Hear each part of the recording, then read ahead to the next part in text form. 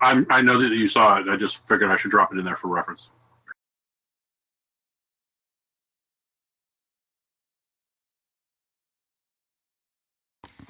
I missed it somehow. So. Uh-huh. Oh no, I have made my own list at one point.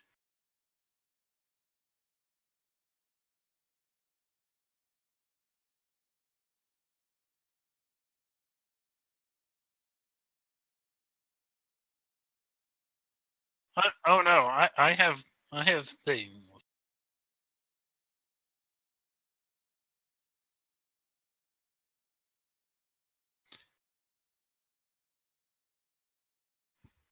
Oh yeah.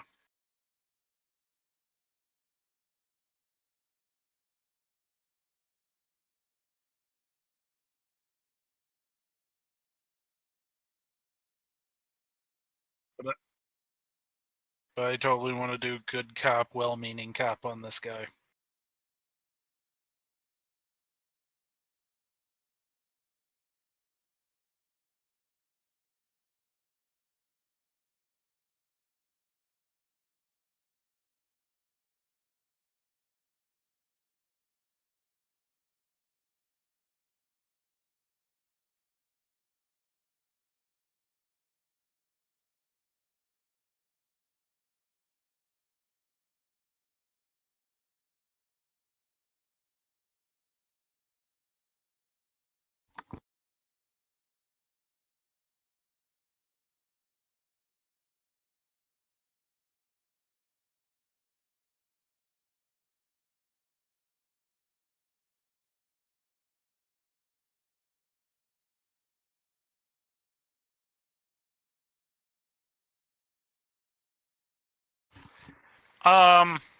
Well, it seems like the catching a ride with Leo is going to be like intruding on. Well, I'm not. Yeah, I'm not gonna call it his father-son time, but.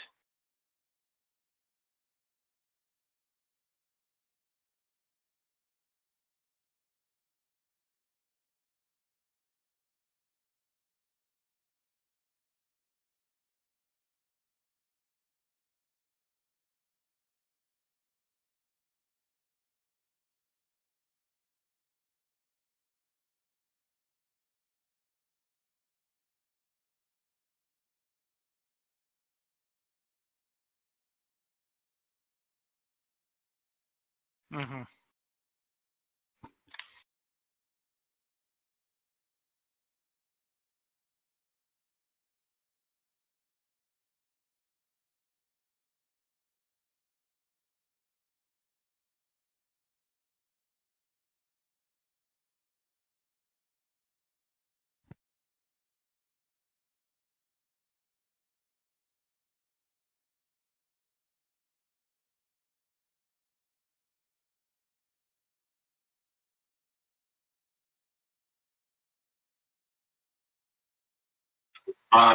If she wants to come along, great. If Summer wants to come along too, great. Like whoever is welcome to.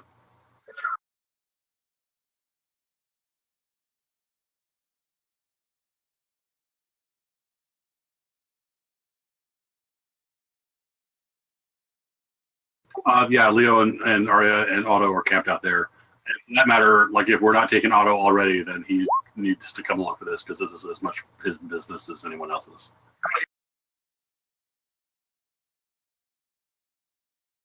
Okay, yeah, I think I missed that detail then. Good.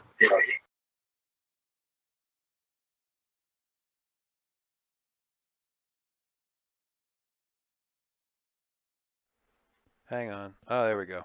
Weird. Well, that's going to make the recording sound really funny because I had my mic somehow already like turned all the way to 0. Anyway, it doesn't matter. Yeah, Otto wanted to, or sorry, Waters wanted to ride along and just go with Otto, just for the simple fact that it was more secure. I guess that was sort of the implication there, that it was a place where we could have like a private conversation.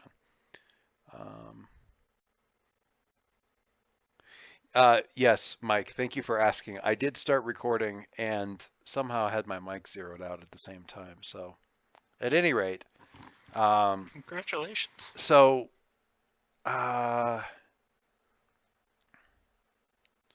Vector is headed off to Aegis custody. You guys are Concord is heading homeward. Um, Alicia's headed back to Aegis custody, I guess, also. Ghost Girl's heading back to the cemetery, which will probably be where we pick up next time. Harry's gonna kind of head to the Gale estate also, but he's not really like trying to tag along or anything like that. He's just gonna head back to the house.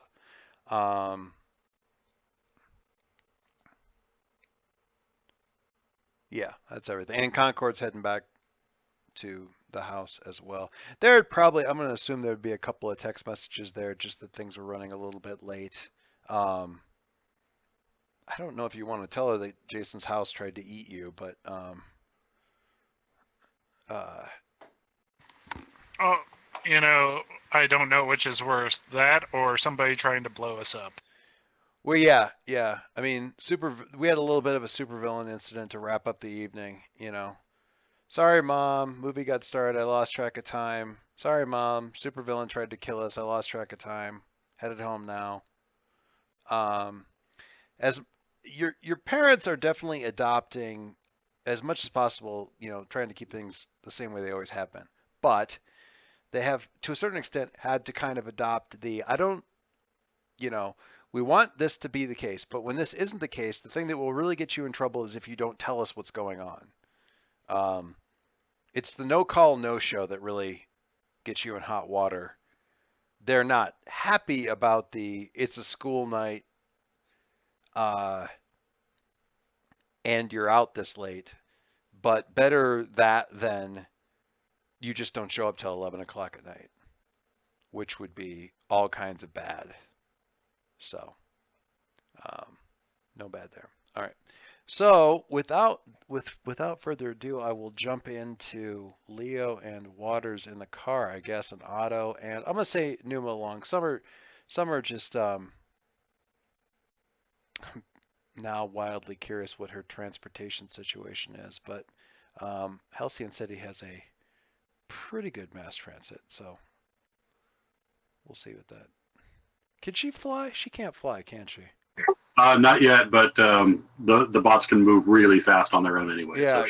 So she'll be able to make it. Yeah. I'm not worried about it. I couldn't remember if that was a synergy of the two different shell techs or not. It will be soon. Yeah, that's what I was thinking. All right. Cool. All right. So, I mean, Waters makes a little bit of small talk while you're kind of getting going. Actually, it doesn't even really that. It's like it's never a dull moment, is it? As the sort of lights and flashing lights and so forth kind of fade in the distance. Maybe we could use one once in a while. Yeah, I was thinking about that. I'm not sure if I can make any promises about that anytime in the near future. It doesn't really seem to be where your strengths are at exactly. So, Otto, is there anybody following us that you've been able to spot? No, Otto's indicating in the negative. He hadn't really been looking, but no. I'm gonna say no. I can make it a lot harder. Well, just keep an eye out. So we haven't really had a chance to talk since the last, quite a while back, actually. I mean, really, not talk. There's been a lot going on. I imagine you're going to have questions, but I thought I'd give you a little bit more material for your questions or fuel for your questions before we jumped into all that. That's all right. I would sure appreciate that. So, all right. I went looking. You know, you sent me that recording from Rossum. I'm trying to think how you would say that. And I gotta admit, you kind of set me back on my heels a little bit with that.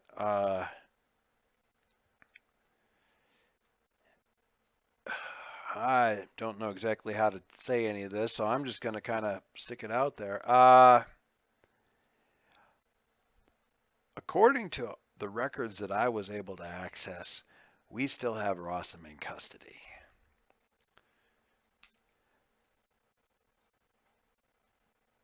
Did you see him? Did you talk to him? No, he's not. He was never held domestically after we got custody of him. I mean, he was in a holding facility for all of 3 days, I think, but he was taken off site, off continent, in pretty short order. But everything that we have on that, everything I'm able to access, says that we still have him. I'm pretty sure that we didn't give him email rights, and I'm pretty sure that he doesn't have internet access from where he's at, if he's still in custody. Which, well, it means a couple of really unpleasant things no matter which way we end up going with it. Either we think we have him in custody and we never did, which I suppose is possible, or we know we don't have him in custody, but we're trying to cover it up, or one small part of us is trying to cover it up from everybody else, which worries me for a whole different set of reasons. Or somebody's in bed with Rook, which I don't need to explain to you where all the bad on that comes from. Or probably another half dozen damn possibilities that I haven't even thought of and you can think of in about 10 seconds. Regardless, something doesn't smell right. And I am still trying to get my head around exactly what I can do about that to find out anything else. But that's where things are. I mean, if you'd have asked me what's going on with you, with my dad, I imagine you would ask it that way, but I would have told you until that recording came across and I looked this up that he was in custody and twiddling his thumbs somewhere in the Atlantic, but or somewhere, I mean, there's code names for these bases and stuff, but I don't get into that unless I have to. In any case, that's what I would have told you, and I would have thought I was right, and boy, it sure doesn't seem like I am, and that has got me 6 different kinds of worried. So the good news is that I got a teammate who can apparently compel truth and or read minds. So you get him, and maybe we can find out. Because the old man didn't just do robots; he did clones and cyborgs too. It's possible that we're looking at a clone of him, or that you have a clone of him. I've given you as much detail as I know, but I can try to dredge up more. But if you don't have access to these sites, to go find out for yourself, I'd be kind of worried too. Well, I mean, I can probably get access, but here's the thing. I mean, I'm fairly high ranked in the organization, but there's things that need to be approved. I can't just walk into one of these places unless it would be a career limiting move for me to try to just traipse into one of these places without any kind of approval. If me to get approval, it may be the simplest thing in the world. I did capture the guy, or at least it was my plan that did. It was as much you as it was me, if not more so. But I mean, I do have, to a certain extent, he was my catch. So by rights, I ought to be able to go in and just request authorization to get in there and talk to him, which handles that part of the problem. But for that to happen, I need to explain that recording and that to my superiors so I can get that approval.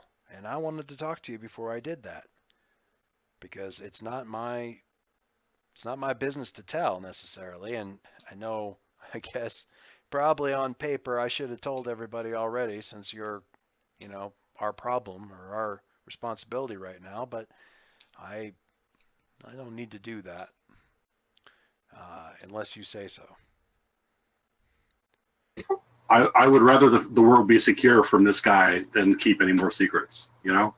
Like, see, right now in my life, I'll be real honest with you. Secrets are kind of my enemy, and I'm getting rid of as many as I can. So I understand. whatever you feel like telling, I'm kosher with that.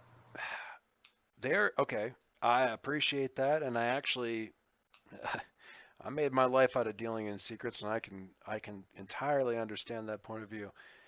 There is one other concern that I have about that. There is a non-zero chance, because I'm paranoid, or at least exceedingly cautious, according to my last annual review, about this sort of thing, that this is a known situation. Whatever the situation is, that it's a known situation and it's being perpetuated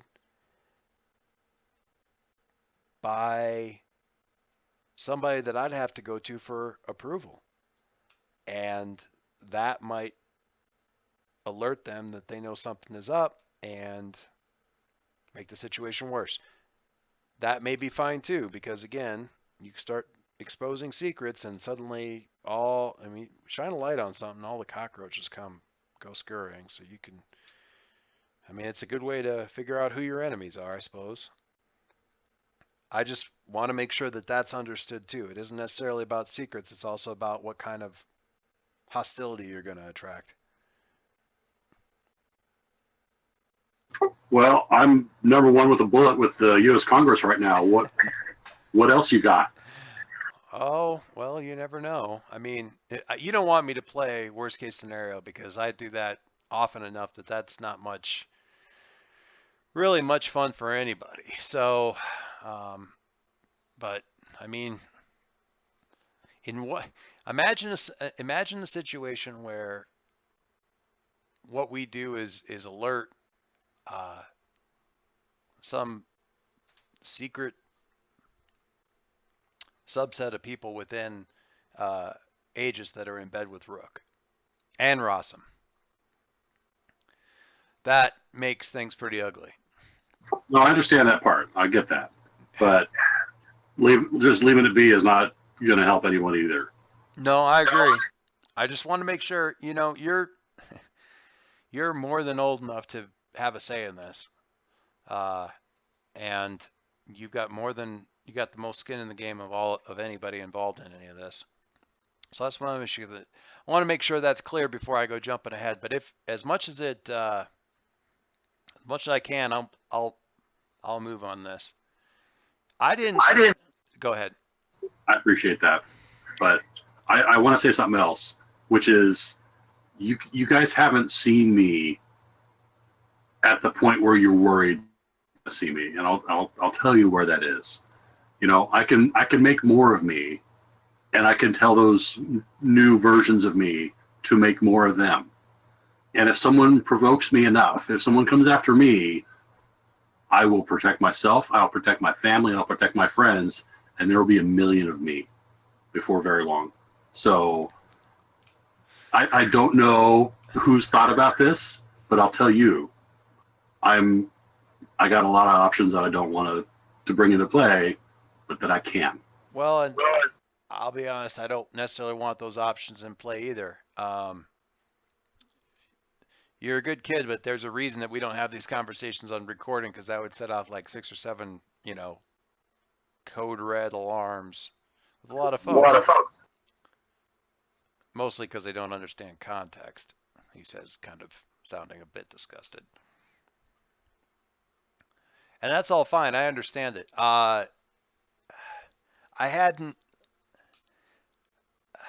I feel like we would have detected if that was a android. I suppose a clone's possible.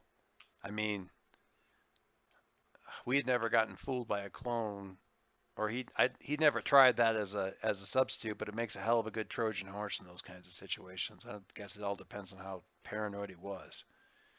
It's out of character for him because you don't really like he would never build an equal or a rival. But if he was pushed to it, he had the skill to. So that's all I'm saying. He gets kind of this sort of pained Tommy Lee Jones kind of wince on his face. He goes, the only thing that kind of bothers me about that, and I'm not saying it's wrong, I'm just saying it worries me even more than it would have otherwise, is if he did that and he had him in place, then that means he anticipated what we did. I think you just finished telling me there's the possibility of people within AEGIS who are connected to this business. So, yeah. I suppose that's true. Well, hell.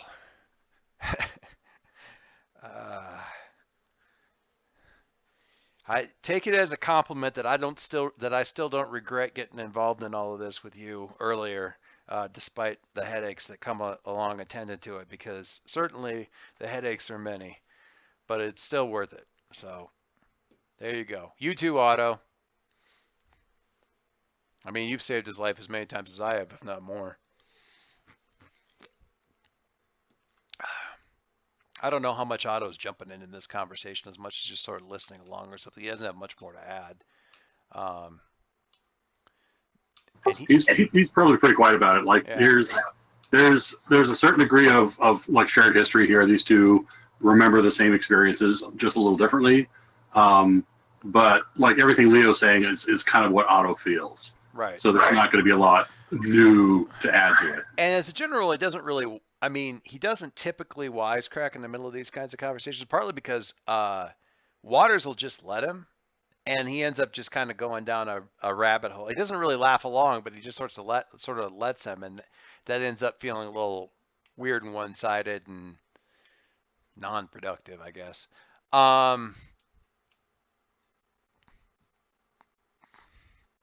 Hey, while we're talking about making enemies, though, I got a question. What's up with Virtovia? Well, Congress doesn't want any of you kids to do anything.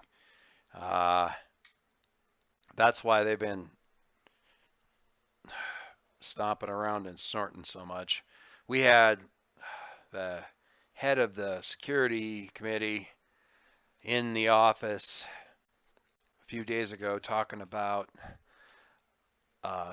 getting Miss Chin in there, and that was worrisome for a whole different reason, because he didn't seem to mind the idea, and he seemed to welcome it, despite the fact that if her identity ever came out, there'd be a world of bad PR, and he seemed to think that was no big deal. Well, I have never in my life met a congressman who didn't think bad publicity was a big deal.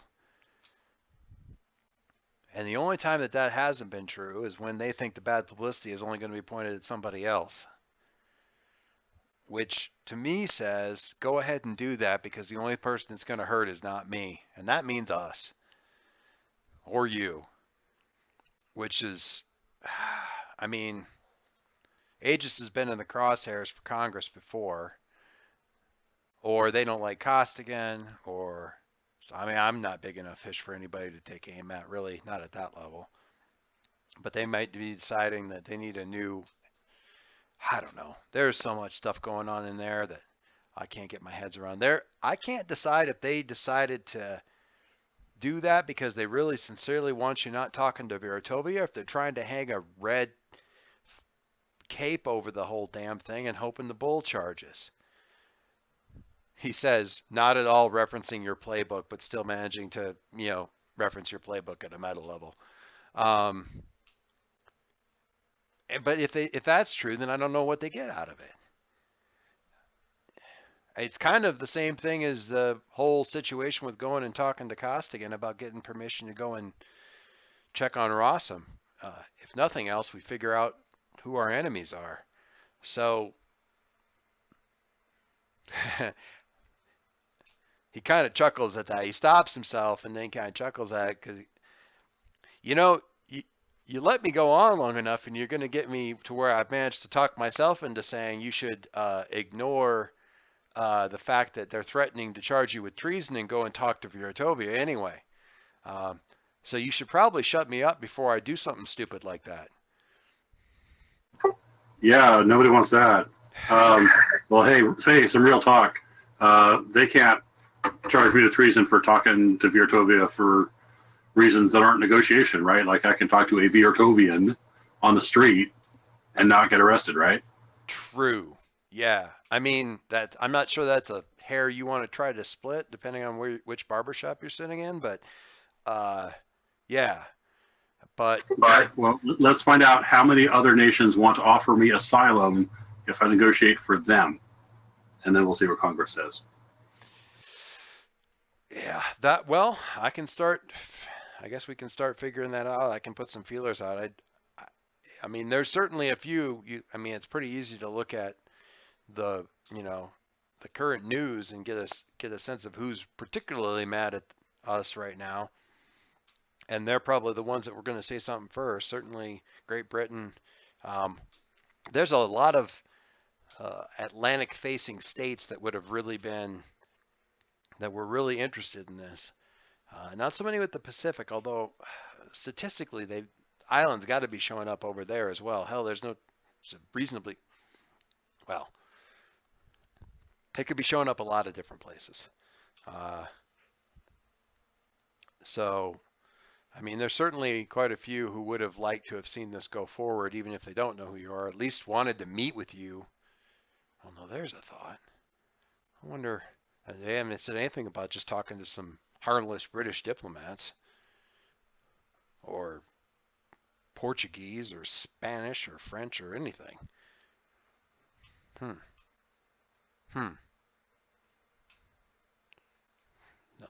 Well, I can make a trip to Foggy Bottom sometime. He kind of chuckles at that. Well, yeah, we'll have to see. I'll tell you. And we've had a few feelers out trying to figure out even how they're planning on. I mean, they move around. At some point in time, somebody's got to get in touch with you somehow to tell you even where to go if you were going to talk to anybody. I would expect that would go through state and then go to you guys and then come to us. So yeah, except I'm not 100% sure that they're not going to go to you directly, because they don't feel like they want to. I don't know. Nobody knows about these guys. They haven't. They played at being normal and playing things by the book for the last couple of years, but since all the cards have come out on the table, they are taking a very different approach to international diplomacy, which is to say, regal and not particularly cooperative. I mean, one of the comments that Mr. Quill said, where it seems as though they're just sort of they're almost trying to just tick everybody off. I'm not sure that that's quite right, but it sure is not helping the attitude that they're taking, where they're just not going to talk to anybody but you kids. See, I don't even know where the hell that came from. You know what? I will give it a few days. Like, find out what you can. If you find out nothing, that's cool too. I'll figure something else out. I do want to say one thing though, which is like, if you all have to come after us because we are traitors to America or whatever, if that came about because we tried to pursue peace, I would not hold that against you. Well, that wouldn't be anything I'd be put in charge of anyway. I don't know where it came from either, but it definitely came from that little. I mean, have you had any other royalty suddenly decide that only you would do for a conversational partner after you punched him a couple of times? Because that's the only thing I can think of. That's absurdly specific. I can't think of any single instance. I'm sorry. Yeah, I know it's this situation's a bit fraught. All right. Well, I mean, if you want to talk about royalty who wants to talk to me, there's Princess Arya, but we're on much better terms. We don't punch each other. I'm only a princess in spirit. Yeah. I have to. I mean, all I have to go on is years and years and years of experience and cynicism, which actually gets me pretty far quite a lot of the time. I had to feel like there's a point at which they're just going to decide enough is enough and they're going to reach out to you, but I'm not sure if you want them calling the shots that way, deciding what the next move is going to be. War can only be deferred to the advantage of the enemy, but I feel the same way about peace. Too smart for your own good, kid. Too smart for my own good. Can't even keep up with you half the time. All right. Well, I tell you what, let me out wherever. I'll signal somebody. I don't want to end up all the way down to the Gale estate because that raises all other kinds of problems. Hey, have any of the rest of the HHL been in touch with any of you? Mercury's going to talk to his mom about his dad's current situation, and I'm at the house, but I don't really talk to them because reasons. Yeah. But they've been pretty quiet. Well, I mean, Streak's the only one in the hospital, but there are not too many of them fully functional right now. I mean, I don't want to just the team needs to I let the team kind of know without making it news, I guess. Kind of need to be on your,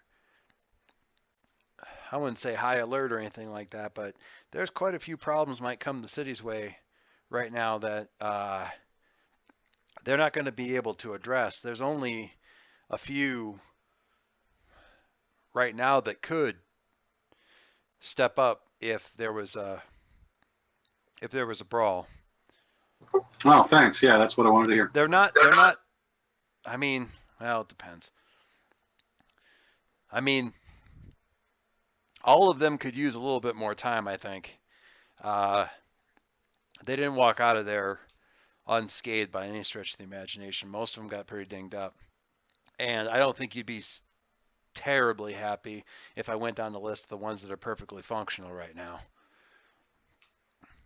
So. Okay. Well, I'll keep that in mind. I'll let people know. Yeah. I mean, we could go to red alert, but it does mean changing the bulbs. So if we can just, if we can just kind of keep an eye out, that's great. I'm not saying red alert. I'm just saying, well, we'll be looking to the city's younger heroes, I think. At least, hopefully it won't come up. I mean, it'd be nice if we just had a couple of quiet nights, right? That's what I thought was going to happen tonight, actually. So yeah, you just keep telling yourself that, and I'll keep telling myself that. Maybe it'll happen. Yeah, this one's new. Do you have any idea where this one came from? No, I want to talk to this guy. He took my machine. Like, there's a whole wait. Oh shoot. If he's from the future, all Quiltech is blown up, caught fire, or become a monster. So of course he's going to go for my thing, naturally. Okay, I just want to double check here. Your assertion is he came after the heart machine because he knows all the quill technology is going to fall apart in the future anyway, so why bother? Yes. Very nice. Very nice. Waters has a very good chuckle at that while you're pulling up and letting him out. All right. The only regret I have about this conversation is I didn't have enough time to chat with you, Otto, or you, Numa. Sorry, Area. It's Area now, right? And congratulations. You have to say whatever it is that she said in that one, in particular. That would earn a big wide smile, but yeah, I mean, there will probably be offers of let's go hang out sometime when you're off duty, and he'll be like, well, I'm never off duty, and we'll be like, oh. All right. She's still in the back seat, so as he gets out and the door closes and the window rolls down from the talk into, as soon as she gets done smiling, she goes, "All right," and she kind of leans back and says, "Home, Jeeves, home, Wooster." God damn it. It's not going to crawl up in the front seat. It's not long enough to go, and honestly, it's amusing. So, anyway, let's see what's going on over at Concord's place. What is going on over at Concord's place? Hopefully everything is quiet and nobody has any reason to be upset with Adam for being out too late. Well, no, nobody's like spitting mad or anything. The lights are still on. I don't know. Would your dad be home? Gotten home? Well, he does night shifts. Well, so, he doesn't. Yeah, they don't usually keep him on night shifts for like ever.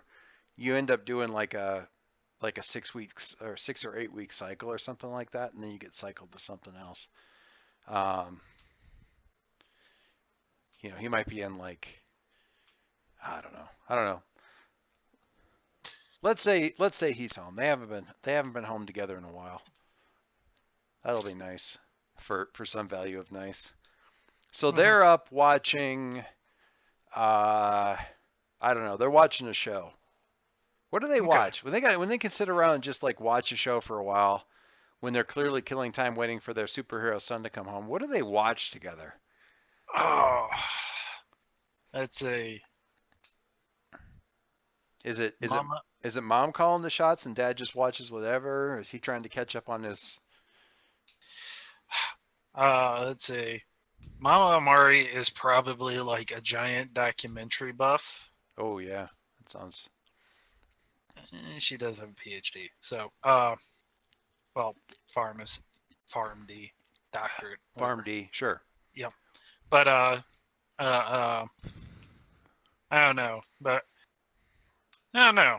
Seems like Dad Amari would be into like just escapism television, just like something to watch and not have to worry about things for a little while. And it can't be something that it's going to be like a crime drama or anything like that, because he would have problems with literally every single bit of evidence management stuff that they do on the TV. So I don't know about that, because I watch tech on television all the time and watch them do it poorly, and yet I'm just like, cool, whatever, magic computers. that's why I watch.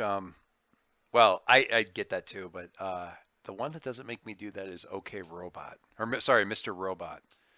I actually really like Mr. Robot. They actually mostly get it right, even if it's somewhat simplified. But yeah, it's like the only thing.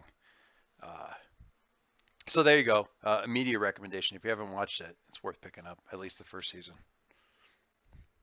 Does some fun stuff. It's sort of like getting the tech right, plus like the unreliable narrator from Fight Club. Sort of. Anyway, yeah, boy, I don't know. You know what they're doing? They're watching a Netflix recommended something or other that popped up that they both just sort of collectively agree is terrible. But it's like some sort of like AMC television series that AMC has like farmed back out to Netflix for the older seasons and stuff like that. So it's kind of like AMC trying to do a Game of Thrones type of thing or something like that. And they're not so much watching it as just killing time, and they're honestly talking over it when you walk in. They're not really that paying that much attention to it or anything. Okay.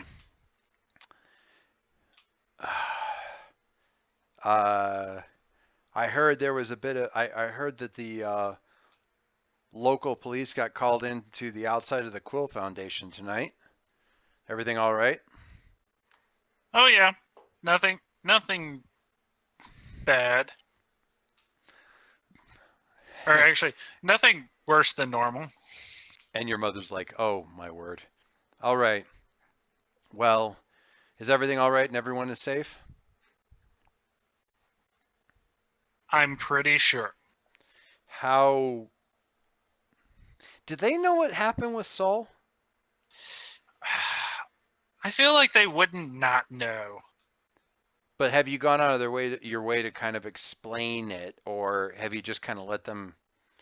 How, I guess my other question, I mean, once Saul started talking to you and stuff, did you really catch them up on that, or was that just going to be like, no, it's going to freak out my folks?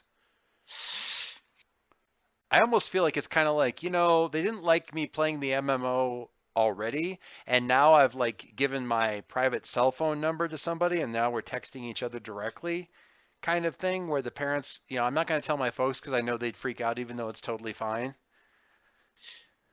Yeah, I feel like Adam just would, like, before the last time his powers kind of went wonky, it was the whole thing where he couldn't turn off the concordness for a while.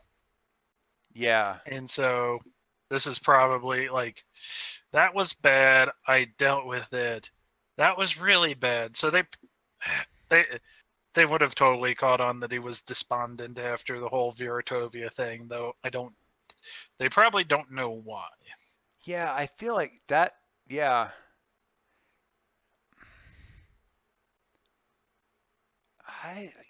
But they are going to be guessing because that's what they do. So, um,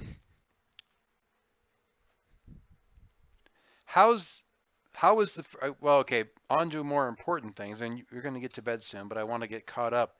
How was the first day at the new school? Because it was first day, right? I mean, we're still on like Monday, right?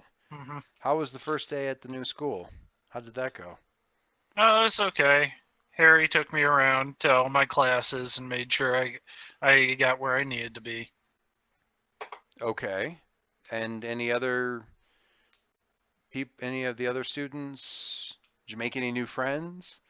And your mom says it with enough of a lilt that you know she's sort of being the stereotypical June Cleaver, and she's aware about halfway through the line she's aware of how that sounds, but she's doing it anyway. The did you make any new friends kind of a thing? And Adam will just be like, name off a couple of people from like some of his classes. It's like, oh yeah, I met, Jerry and uh, uh, Eric in chemistry, and Are they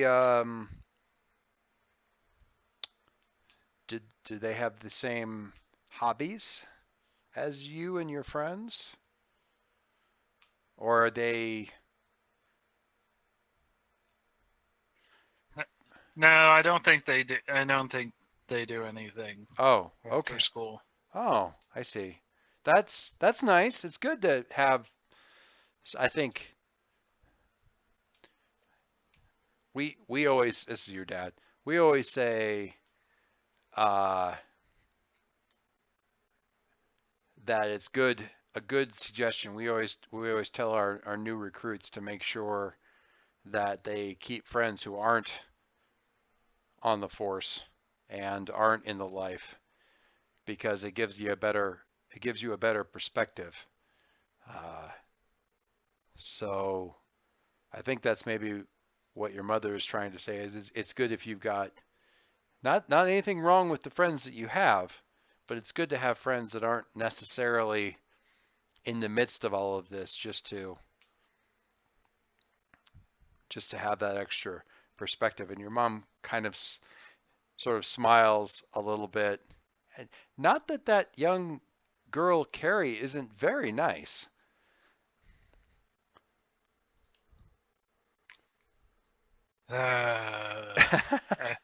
And she sort of waggles her eyebrows and he's like, yes, I heard that we had a visitor to the house. I'm sorry I didn't get a chance to meet her. I have a few concerns, but she seems, what was the word you used here? Proprietary? Is that interesting? Interesting. She struck your mother as being proprietary?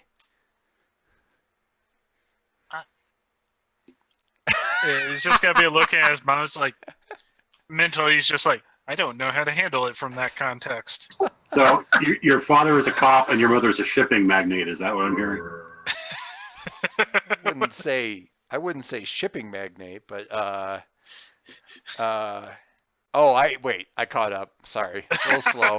I'm getting there.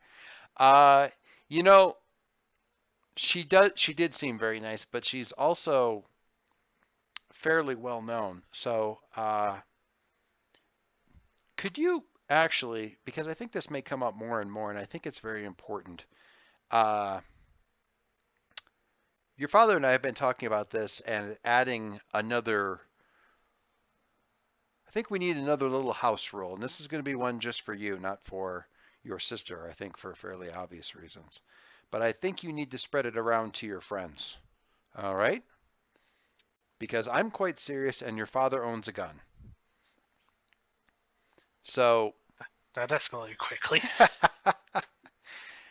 so the rule is going to be no visible use of powers where anybody on the street can see. So, because we had that unfortunate misunderstanding with Mr. Quill, and your friend Carrie is quite well known in some circles. It didn't take me very long to be able to put all of that together, and certainly Jordan knew immediately. So it's difficult enough. I don't want to say that she shouldn't come around, but she has a rich social life that doesn't have anything to do with her other activities. So that's fine, and we can sort of play innocent, but I think that you'll understand why we don't want people to think that this is some sort of hub of super heroic activity. You could tell she just even doesn't even like that word. There's a lot of potential danger there, and I want to keep that as far away from the house as possible. Not that what you're doing is dangerous, which I'm not saying it isn't, but it's just that I don't want it here. The same rules that we have for your father's work, I'm going to say we have to have for my son's work as well. Because it's not for the home. That sort of thing should be kept where it happens as much as possible. Can we do that? And Adam's gonna nod and just be like, "Yes, Mom." And if you, I may not be able to do this. Did you lock Mundane? Mundane is not locked. It's not locked. Okay, then what her words would do, I believe, in effect on you, would be to shift your labels and shift your danger up and your mundane down, because clearly the message that he's sending is the stuff that you're doing is dangerous and it's not meant for being around here. So this isn't mundane stuff. This is dangerous stuff, and keep that away from this house. Which she's not purposely rejecting you. It's not meant to be in a harsh way, but it's definitely like it's very easy for you to walk out of the room saying she sees me as, and what I do is something dangerous that can't be around the family. Mm-hmm. So No, I totally got that. you totally get that. Are you just going He is along not with it? gonna resist that at all. Yeah. Okay. So yeah, she'll shift. Mundane down and danger up. Yep. I already made the changes. As sort of a takeaway more than anything else. And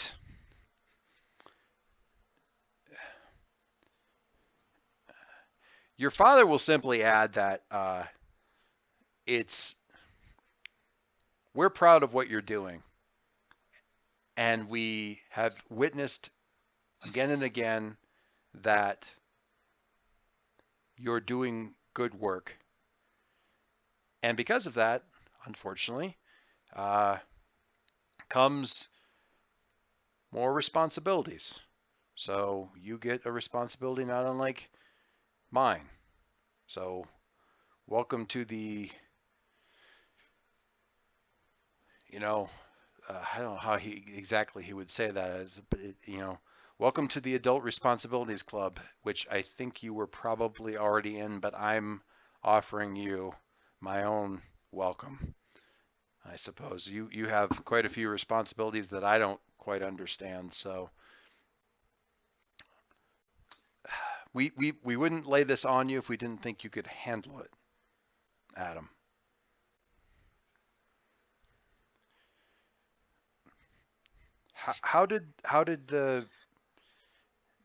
Did you have a good time with your friends tonight? And Adam's just gonna like think. He's like, they That is a really complicated question, Dad. they were really supportive. I thought, did it help? It seemed as though you've been very sad lately. Did it help? You know you can talk to us too. This is like they're both saying parallel but not really the same things. You know, they're not disagreeing with one another, but it's, you know, your mom is just like, whatever it is that, you know, she wants to be the one who's solving the problem, but barring that, anything that makes my son not be a mope bag that I don't understand, I'm for. Your father's like more annoyed that you're not just talking to them about it, but, you know, whatever, he'll take what he can get. Mm-hmm. Did it help? That was the Adam's gonna like just pause at that for a second. He's just gonna think back over the whole, you know, talking to everybody and getting like the comfort and support that he got. Right. And it's just gonna, I think it's just gonna be like, he's gonna tell him is like, he's gonna tell him about having to do some stuff, or you know, it's gonna be like, you know, when the Viratovian showed up, I had to go do something to help everybody. Of course. And it meant going, and it hurt, but it made sure everybody else was okay. Are And I you don't okay? know- That's the first thing out of your mom's mouth. Are you okay? I'm getting okay. Do we need to, do you need to go to a doctor? I don't think a doctor will help.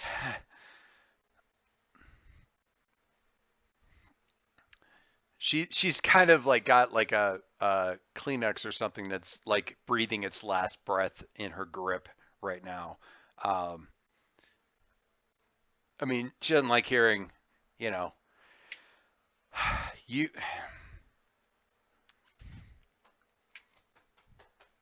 My boy, the hero. And Dad kind of reaches over and gives her hands a squeeze. And I think it's probably time for bed, he says. And she nods. Actually, he pushes himself up and you know, kind of motions towards the back of the house. Kind of thing. Like he's going to walk you back there instead of her, which is not normally how it shakes out, but I just remembered something too. what's that? Because if you forgot, I'm sure I did. Papa Amari knows about Saul Oh, really? Why is that? from the training. Oh, yeah. Oh, yeah. Oh, you could probably talk to him then in the back, or maybe he would have put two and two Yes, together. that might be. All right. That's a really good. That's a really good point. I'm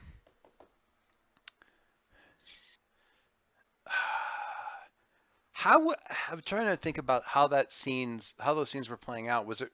It wasn't really. You were never really sort of having a conversation with a glowing ball at any point in there. Yeah, we did. Oh yeah. That was how we did the whole like mass escape thing. Yes. So. Yeah, because.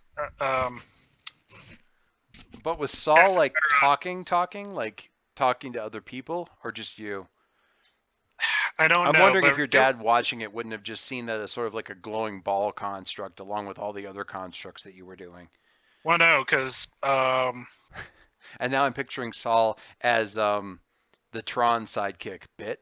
Was it Bit?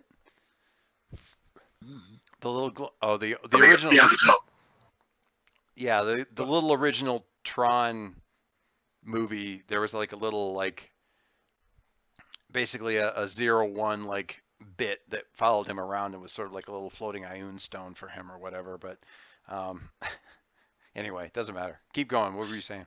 but no, Sergeant Amari had the talk with Adam about working with a partner.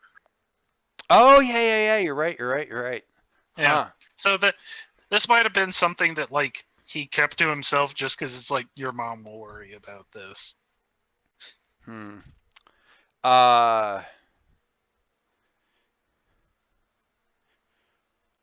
So he'll get back there and he'll say, well, you're getting ready, or that sort of thing. He'll just sort of say quietly, your mother's been very worried about you, more so than normal, with everything, and I understand the context of what happened.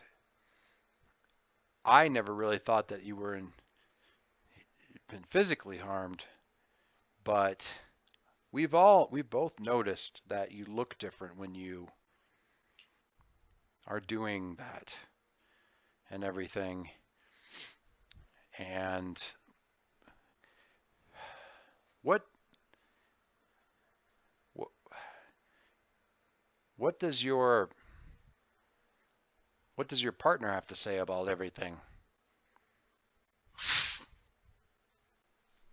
That's that's when Adams just kind of like looks up at his dad, looks him in the eyes, and he's just like. And he knew when he asked, I think, because he kind of put it together and stuff. If it wasn't a physical hurt, then it was a what happened? And yeah, Adams just gotta let him know is like, yeah, Saul sacrificed himself so I could get out of there. Wasn't he the powers? Or maybe your dad just didn't understand any of this. I suppose, but I thought he was. After watching you during that training, I thought that he was sort of the powers. But you still have your powers. They're weird. I don't understand half of this. Your dad takes your French fries. Adam always says it with a capital W, by the way. Yeah. I hope everyone's appreciated Is that. somebody I mean Harry or the Gales, or is somebody helping you sort this out? I mean, your mother and I will do whatever we need to do, but this is a little outside of my day-to-day experience, so I want to make sure that you are getting your best help. Yeah, and trying to think of how he's going to put this so that this is not going to be taken wrong. It's like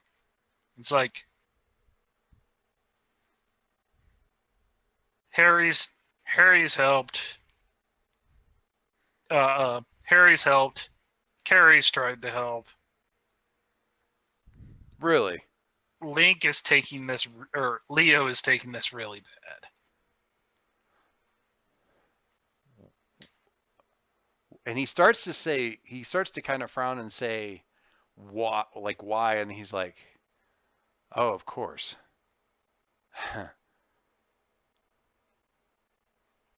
Hmm.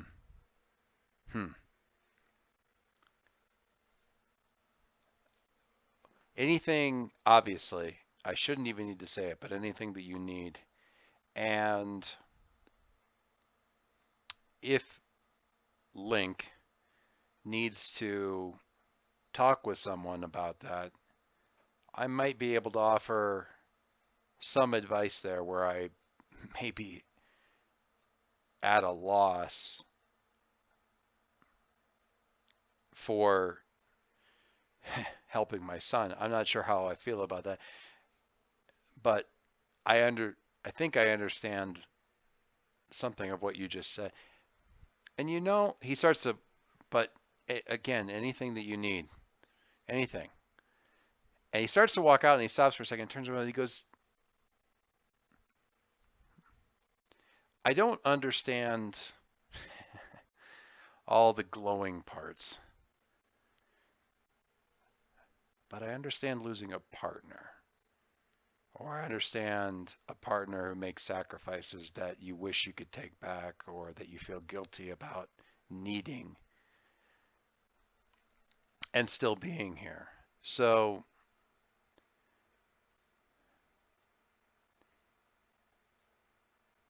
you're worth what they did.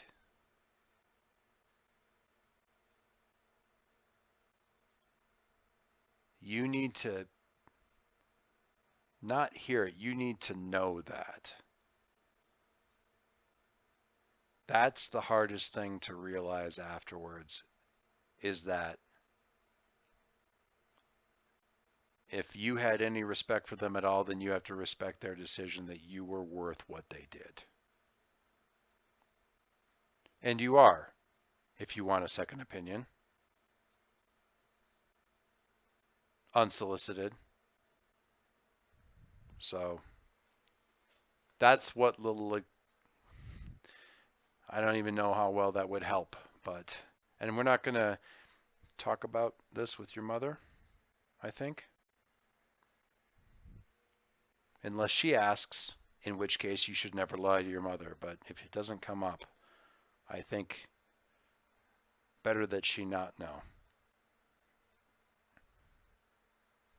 Yep. And Adam's just, I think this is where Adam like gives his dad a big hug and just says, "Thanks, Dad." He's kind of nodding almost as you're coming in, like, there we go. That's what I was looking for. And I have to appreciate most well-meaning family out of anybody so far. And they're still keeping secrets from each other. Well, I mean, they're still keeping secrets, but it's not like we can't tell them because they won't know how to handle it. It's like, what would it help? Would it help? It would not help, because you'd have to walk back to your son had a sentient glowing thing living in his head that was giving him superpowers, was already something that he wasn't really getting out there. And then like, oh yeah, and he died to save your son. So it was a life or death situation, which is 6 different kinds of warning bells for her. I mean, there's no way to parse that sentence that aren't at least 4 things that she has a massive problem with. And it isn't like she would change anything, because she still, what would happen as he walks through it is that she would have a tremendous amount of stress about it, think about it incessantly, and come to the conclusion that there's nothing that she can do or nothing that she could change that would make the situation any better. But her stress level would ratchet up like 300% at all times. And literally nothing would change except she would be suffering more, which of course he says don't tell her that. Because there's just,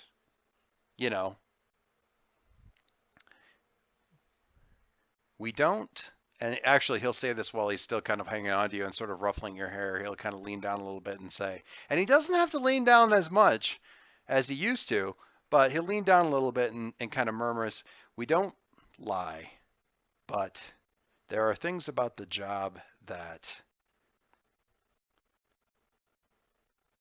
it's just easier on them if they don't know. And he gives you a kind of a pat, kind of slap on the back kind of a thing, and walks out going, brush your teeth, get to bed, it's late, kind of thing.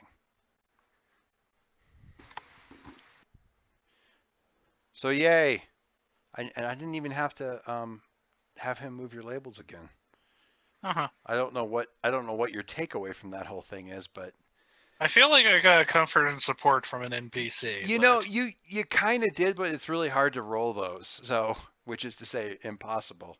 But honestly, take it for what it's worth. A comfort and support from an NPC is sort of like, hey, look, the NPC is not doing something that's potentially going to give you another condition.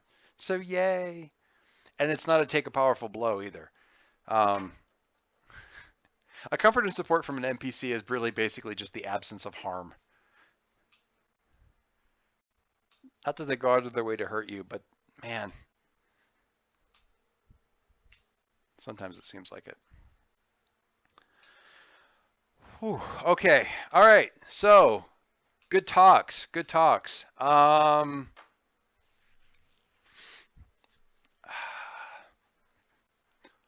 What? Okay. What do we have on our shopping list? We got a bunch of stuff. What are you looking for? Well, what?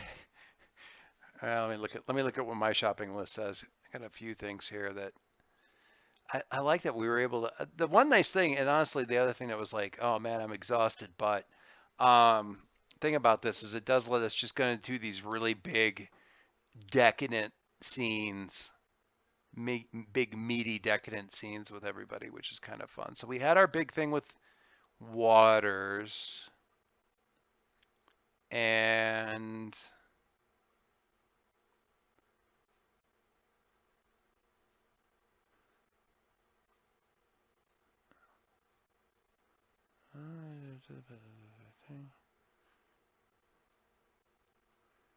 all right. So, boy. Let me think about this. Yeah. Unless you guys are, well, okay. There's a couple things we can do here, but I'm thinking about kind of. Did you have anything on your shopping list that was school related? I mean, Leo, I looked at yours, and I don't see anything on there, so I might kind of lead through Tuesday a little bit to get to after Tuesday. I'm pretty okay with that. Yeah. I am okay with that. I want to jump time forward a little bit. And we can always kind of say Tuesday happens. Okay. So a couple things that do happen that evening, though. Leo, you get a text message from, you would have it probably in there as Sergeant Amari or something like that. And the text message simply says, Adam would like a ride to school tomorrow morning if that's at all possible. This would have been about, I don't know, after you got home, but probably not before you were asleep, but pretty close to it. 11:30, something. Can do. Much appreciated, Mr. Snow. And that's about all he says there. So next morning,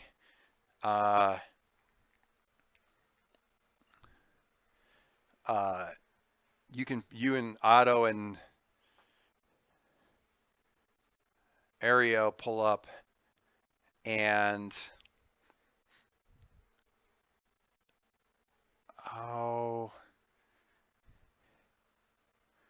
there was a little bit of this going on where she was going to climb into the back right at the Gales estate and just ride in the back the whole way just so the seat would be open and so she could get chauffeured around a little bit more, but it was mostly just to kind of wind you up.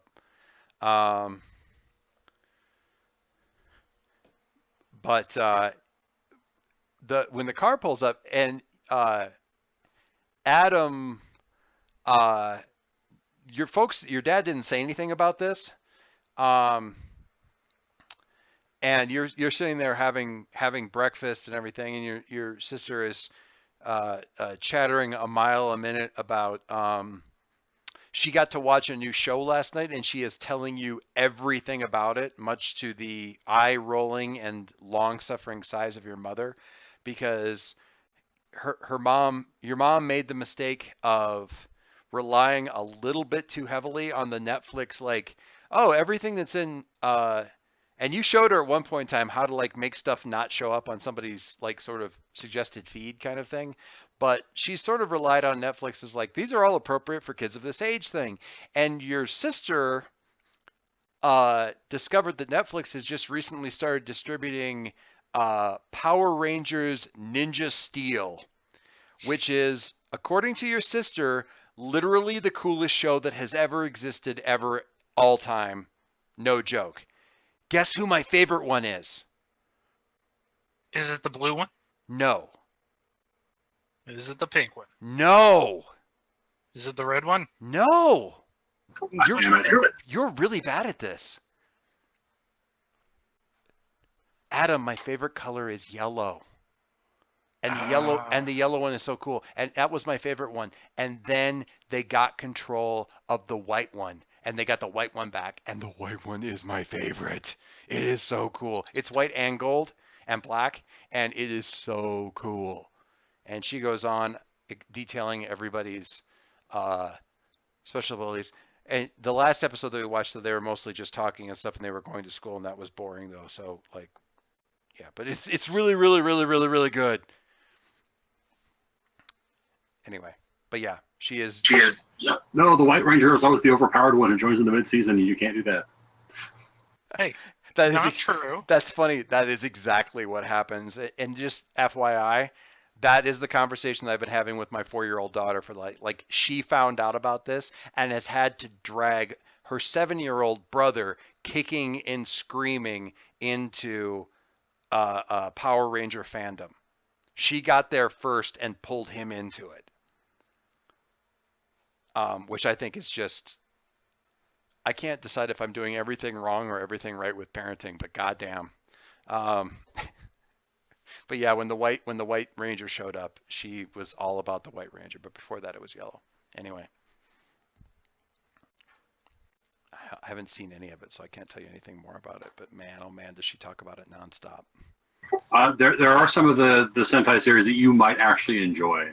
I'm not saying I wouldn't. It's annoyingly easy to get kind of pulled into it. Oh yeah. But thus far, I have not been pulled The into thing it. is that the Sentai shows have a very definite tempo over the years. Like, I'm not talking about Power Rangers. I'm talking about like the original Japanese All of show. them, yeah, sure. Power Rangers are over the map. But like every 4 or 5 years of the cycle, like they get a really serious, like dark and gripping story, and then they decide to go total comedy for the next one. So you can kind of pick like your preferred tone, which is really nice. Yeah, that's pretty good. The only part I've caught in the last couple of episodes was they were watching one, and there was something about like one of the kids' dads was around. It was kind of a little bit melodramatic, but man, was it a mask scene. Because the dad was like a corporate guy and he was doing urban improvement around a certain area, and the kids were trying to prevent a bulldozer from like cutting down a tree, and the school was protesting and the kids were protesting, and the dad was there and he was like, "Give me that chainsaw," and the kid was like standing in front of the tree going, and he's like, "If it's not me, it's somebody else. It's just going to be somebody else. You can't save all the trees." And he's like, "No, Dad, I can't save all the trees, but I can save this one." And Dad started crying, and it was great. What I'm hearing is that Leo needs to show up in his suit at the Amari house. Yes. Oh my God, yes. You'd suddenly become her. I mean, that would get you in the top 3. I mean, that would absolutely get you in the top 3. Oh my God. Oh my God! And then Adam would get killed. I mean, that's yeah. Yeah, that would be pretty awesome. At this point in time, it's just some boring high school kid who showed up in a car, though. But yeah, she just keeps going. And so while this is going on, your dad kind of looks out the window and goes, "Oh, look, Leo Snow showed up to take you to school, Adam. You should finish up. I'll go and talk to him real quick and stall him while you're getting all your stuff together." And just kind of leave you with like your spoon halfway to your mouth, like what just happened? So, Mike, Adam's dad is secretly the Invisible Man for how transparent he's being right now. Uh-huh. Well, he hasn't, in his experience, found that an overdose of subtlety is particularly effective with teenagers or any. Not effective for anybody. Yeah. Subtlety has never really been his power move when it comes to dealing with people in this age bracket. Now, to be fair, that occasionally gets, a superpowered teenager like threatening to kill him in his front lawn, but he's he's really pretty straightforward about the rest of it. Anyway, so he'll come out and walk around to the driver's side there. I don't know. Do you get out? Do you stay in the car? Yeah, no, I'll get out. Yeah. Oh, Mr. Snow, thank you very much for coming over, and he extends his hand. How is everything going? He leans in and waves to Aria, who he's sort of nominally familiar with. I mean, she was around during the stuff, but they didn't really talk or anything. But he knows that, he would recognize her as being, sort of part of the whole thing. Things are good. Thank you. How are you? Good. Adam seems to have really appreciated the get together last night, for all that it was, somewhat late. He also, I didn't get the impression that he was the only one that was still recovering a bit from everything that happened during the last Yartovian attack. How are things with you? Now, Leo's going to be real uncertain about this because he's like, I'm being fished by a cop. So he's not super No, I understand. inclined to answer. So he's going to visibly hesitate for a little bit, and we'll see if Officer Amari does anything about that.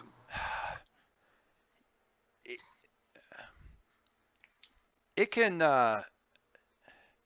I don't want to overstep my bounds here, but I saw you with your team, and I can only imagine how much responsibility you had taken on during everything that was going on there, and that may make it feel like everything that happened in that situation was your fault, or something that you did. And that's right and wrong. If you ever want to talk about it, well, you know where I live. And if not, you have more than enough friends that sound like they do things pretty well. But I think, Mr. Snow, that if you'll take an old man's opinion into consideration, I think you're doing pretty well by your team. You make hard decisions when they need to be made. I can have, I think as a policeman, I'm contractually obligated to have a problem with our hyper-empowered partners, but I've seen good things from you in tough situations. So, again, if you ever want to talk, Mrs. Amari makes a mean coffee cake. And I will take you up on that sometime, sir. And Otto kind of, at the coffee cake thing, Otto goes, ooh, kind of revs the engine and stuff, kind of covers up the going, ooh, coffee cake. Anyway. I just want to say I'm not ready for it, but I'm doing it so that he doesn't have to. Sometimes that means that you need to. Now the thing is, I think I'm absolutely sure you've got mundane locked, don't you? Oh yeah. Oh yes, of course you do. See, he would shift your labels right now, but I already know that I can't, because he would shift your superior up and your mundane down by. He's going to say it anyway, but it's not going to have the effect of shifting your labels, which is sometimes you make a hard decision like that because you have to, and it's just, you have to kind of set other smaller considerations aside. It's a lot for someone your age to take on, but I think you're handling it well. If you ever feel like you're not, I'm sure you have some people to talk to. If not, or you can't get a hold of them, then I'll be happy to bend your ear. I'm very grateful for that. I think our biggest immediate need is going to be some more training pretty soon. If you got some time for that, though. I believe I can find. I think we might need to find a different location, but I'll be happy to volunteer if I. I'll be happy to volunteer some time. It was fun. All right. And about that time, Adam can come out and kind of looking like, there he is. All right. Do your homework. Get home early tonight. I feel like there's an accusatory look that happens here. Toward whom? From whom? From Adam towards his dad. Like, oh, actually, so if he turns around and you're giving him oh, I was hoping that you were going to be able to take Adam to school, but instead this teenager has shown up. I apologize. I'm giving you a teenager to take to school. I suppose that works so much better if I'm here with a bunch of adults. With old boring people. I'm going to go back into the house with an old boring person. You kids have fun now. Highly recurring comment that gets made around this house when the 12-year-old starts throwing attitudes like, oh good, a teenager.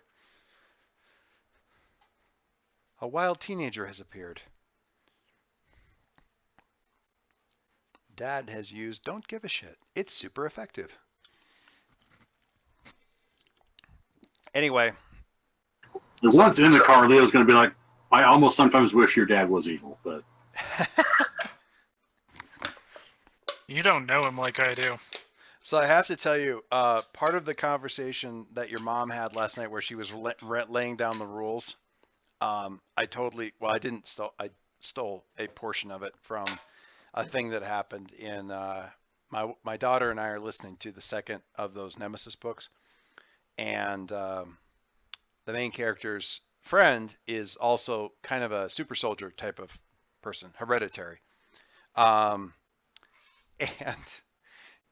when she flies over there, she flies over and drops down into the backyard, and later on the friend's getting dressed and the mom is still sort of right there, and the girl is like sort of Superman, like power levels or whatever, and she's like, I saw you come in through into the backyard, and she's like, yeah, you came in through the backyard, yes.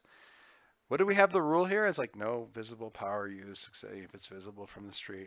And she's like, I take taking care of my family very seriously and drawing that kind of attention to the house. And she's like, yes, Mrs. I can't remember the last name. Like, yes, I'm sorry, I'll do. I'm not really paying a lot of attention to, kind of looking down the hall because this is awkward, and I hope my friend comes out. And the mom kind of walks around the counter and sticks her glowing hand, straight into the girl's chest and squeezes her heart. And is like, I really, really, really need you to pay attention to this right now. And we're listening to this audiobook going, holy shit, what is happening? But yeah, it's like, oh, okay, yeah, we do not use, what is the rule? No powers, no visible powers from the street. I'm not crazy, but I do require that, so how are you going to get over here if you can't fly? I'll take the bus. I'll take a taxi. That is an excellent, and when she pulls her hand out, it's like coated in blood. And she's like, just goes over to the sink and kind of wipes it down, gets a paper towel and rinses it off. And they're walking out of the house, and the girl kind of looks over at her friend and is like, looks at her face and goes, oh, did she do the heart trick? Is that what you call it? Yeah. Did I forget to tell you that my mom's a reformed supervillain? Anyway. So Mrs. Amari.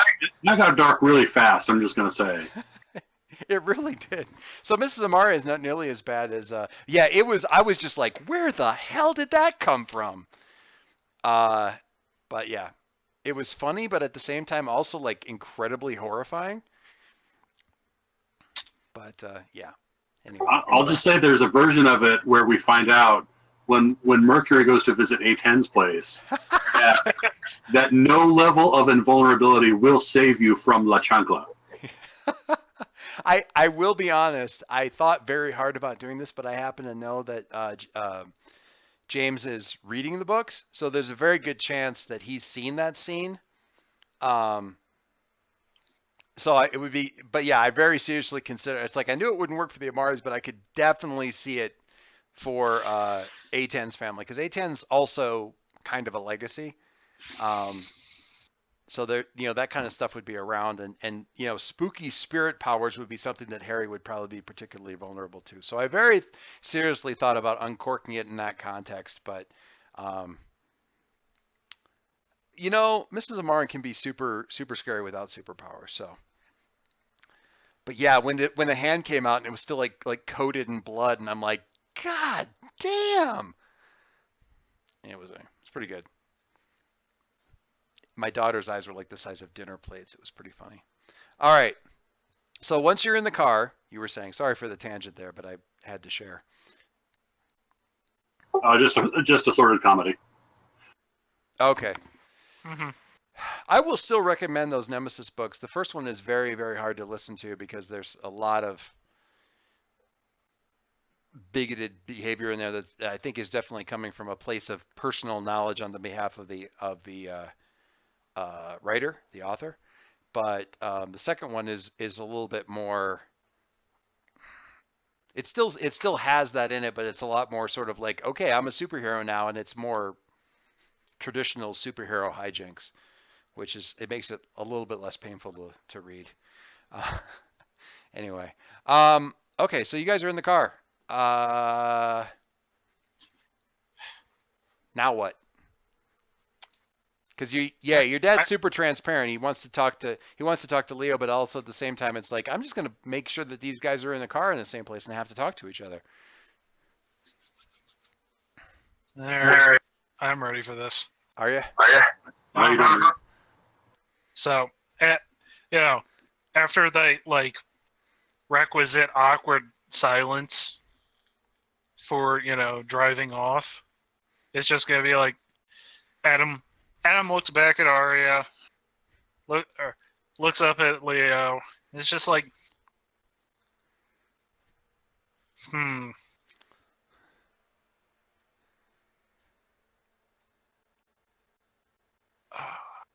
yeah, I think he's going to take the nicer tact here. It's okay. just like, okay. Oh no, I had just like the brutal take a powerful blow maneuver.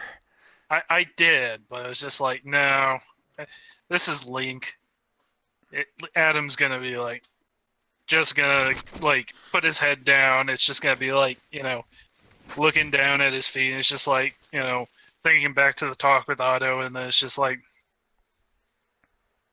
you'd have nothing to blame yourself for. I have boxes full of stuff to blame myself for at home. I can just go get something, okay?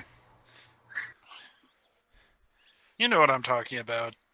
Hey, Arya, is that deflecting thing that you were telling me about that people do when they're talking? When they're supposed to be... God damn it, Otto. I was just checking. I mean, I'm doing homeschooling, so I got to make sure my homework's up to... If the leader does not bear the responsibility of a decision that leader encourages people to take, then who does? And if we hadn't gone and done it, what would have happened? I don't know. You have no idea what was going to happen. I don't know either, but we got a guy who can time travel apparently, so we can just go ask his ass. The fact that we don't know doesn't mean that there's not a possibility. And one of the elements of responsibility is looking for that possibility once the action is over. Once you've done something, it's on you to go back and say, now, how could I have done it differently? That's true in science, and it's true, I think, everywhere else in life.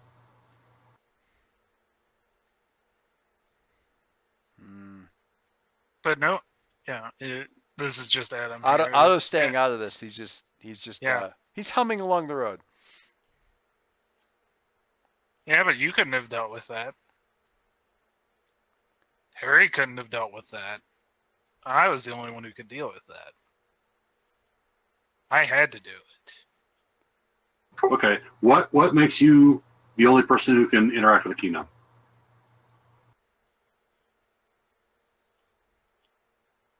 Who else could have gotten down there? Was there a direct path at all? Can Harry run down there? Well, It was a big actually, cave made out of crystal, so Oh. maybe. Harry probably could have phased. He's happy to tell it. And this is Arya. Okay, see, thank you. Also, you could have taken someone else with you and said, now you do the thing. Couldn't you?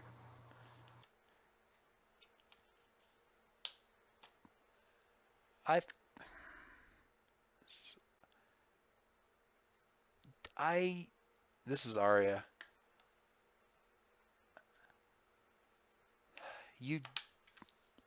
Leo's right. You do need to think about everything and make sure that you're not just assuming that you did the best thing, the right thing every time. Because there are people who would always assume that whatever they did was the right thing. And they're usually the bad guys. But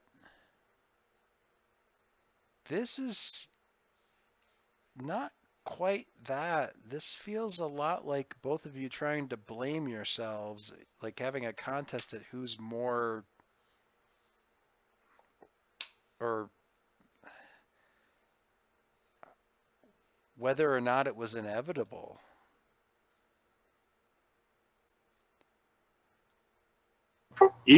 Even if everything Adam says is correct, even if there was no better, No, yeah. I think I ought to think about it. That's my position. No, and as me, I'm not questioning any of this. It's just it feels a little ooky to Arya somehow. No, that's Leo saying in character, like, Yeah. even if he was right, then yeah. Yeah. And I'm not saying you're wrong.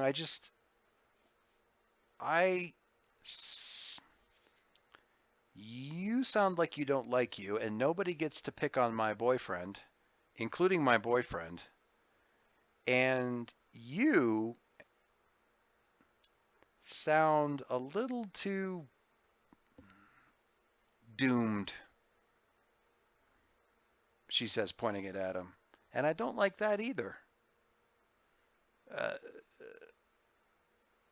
We had that honestly from Jason for too long.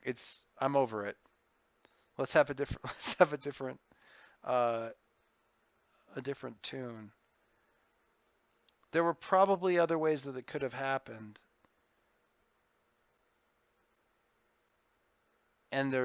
But I think it would have been hard no matter what. I think it would have been, a genome's not a small thing. No matter what happened, it was going to be really hard and probably painful. It's just a question of who it was hardest and painful for. And that's...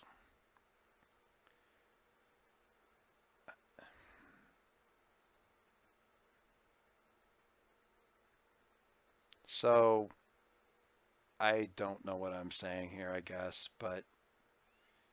It sounds like you want to be team leader. No. No. Leo's only half joking. But Adam, you're not the only one who can do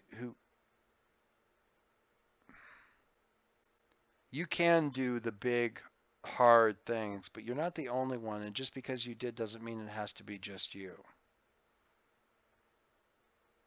It could have been maybe any of us. Partly because the kingdom was weird. And she says it with a capital W. So who knows what it would have done if it had been Harry, or if it had been Ghost Girl, or if it had been, Jason. And she kind of rubs her temple, or she rubs the bridge of her nose a little bit. I think we can all just be glad it wasn't Jason.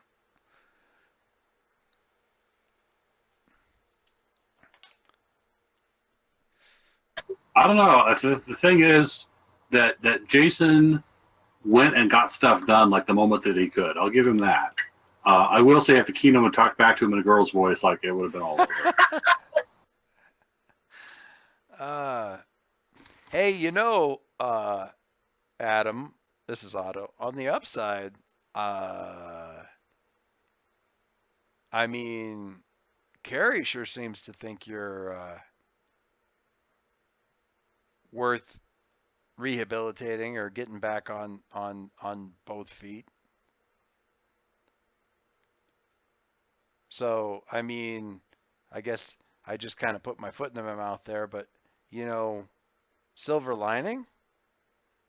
I mean, you've got like this weird piece of the universe stuck in your chest now, but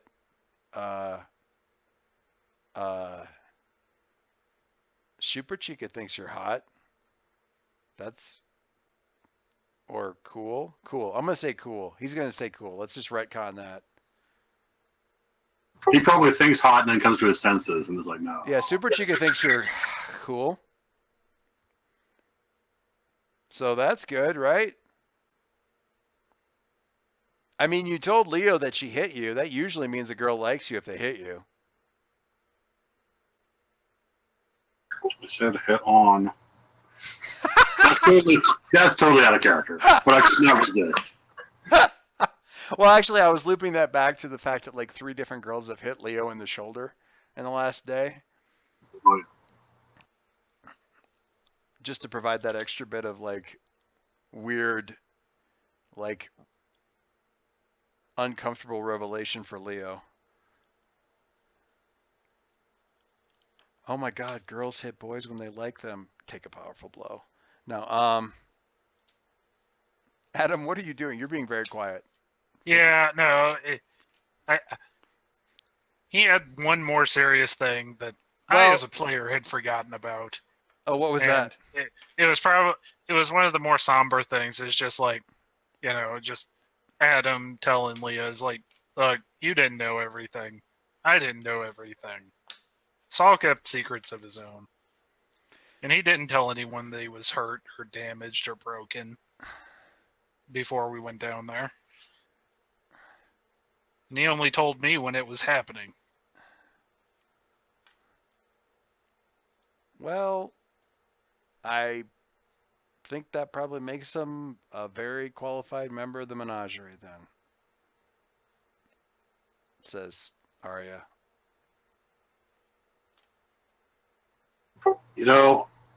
When we are hurt or damaged or broken, I think it behooves us to tell each other. So, yeah. Can do better than him. Yeah.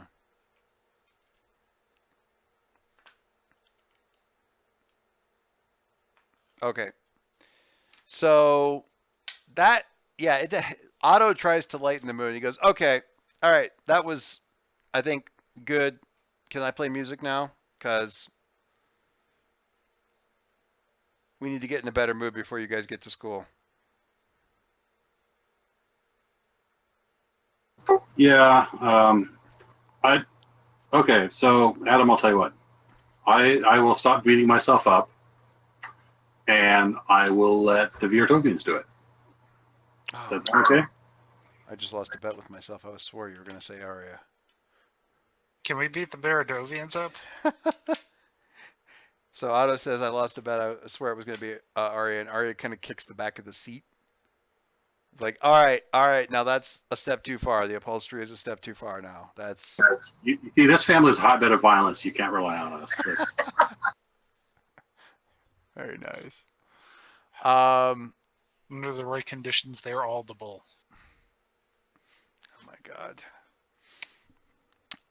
Okay, so barring anything else that might come up while we're catching everybody else up later, I think Tuesday's going to go by relatively, what time is it? Relatively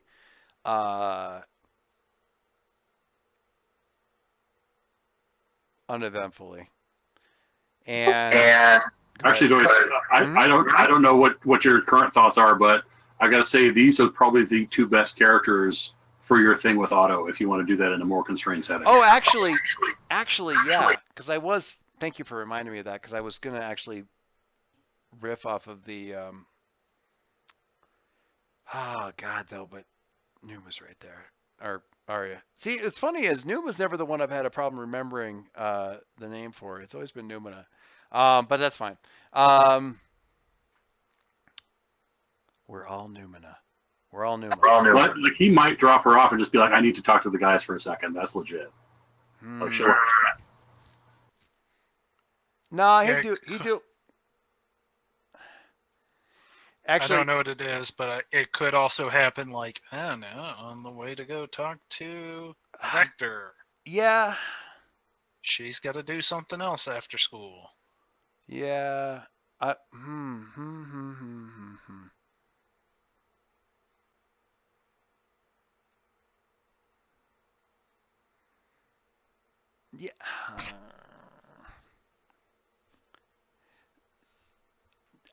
Yeah. I think he'd probably wait on that, but I think he almost starts talking about when he says the thing about the girls hitting the people that they like. Like he starts to say, he goes, action, and then he, let's play some music. The chicken's out again. So not much happens during the day. Nothing of like dramatic world-ending import. But what does happen during the day? Like what's going on with Leo? What's going on? What if anything is like a thing that happens during the course of the day? The only thing that I had really planned out was I have something to talk to Alicia about. We will handle that later. Okay. But aside from that, just in terms of getting settled in, what happens that you didn't have planned out? Well, that's what I was about to get to. What happens as far as the NPCs go, we still have Taz and Nono who have been like had front row seats for his unmasking. They can certainly ambush him at any moment. There is the probably nigh predatory department head of science for Gardner, who's now got the super inventor under her wing. She can show up and cackle madly. There's lacrosse practice or that whole situation with Stingray and his team. I kind of hinted that maybe some people on the team kind of knew who Trace was and thought there was going to be a big showdown or rivalry like between these two like super team leaders, and were disappointed that it didn't happen. There's seeds of gossip that have been planted for you.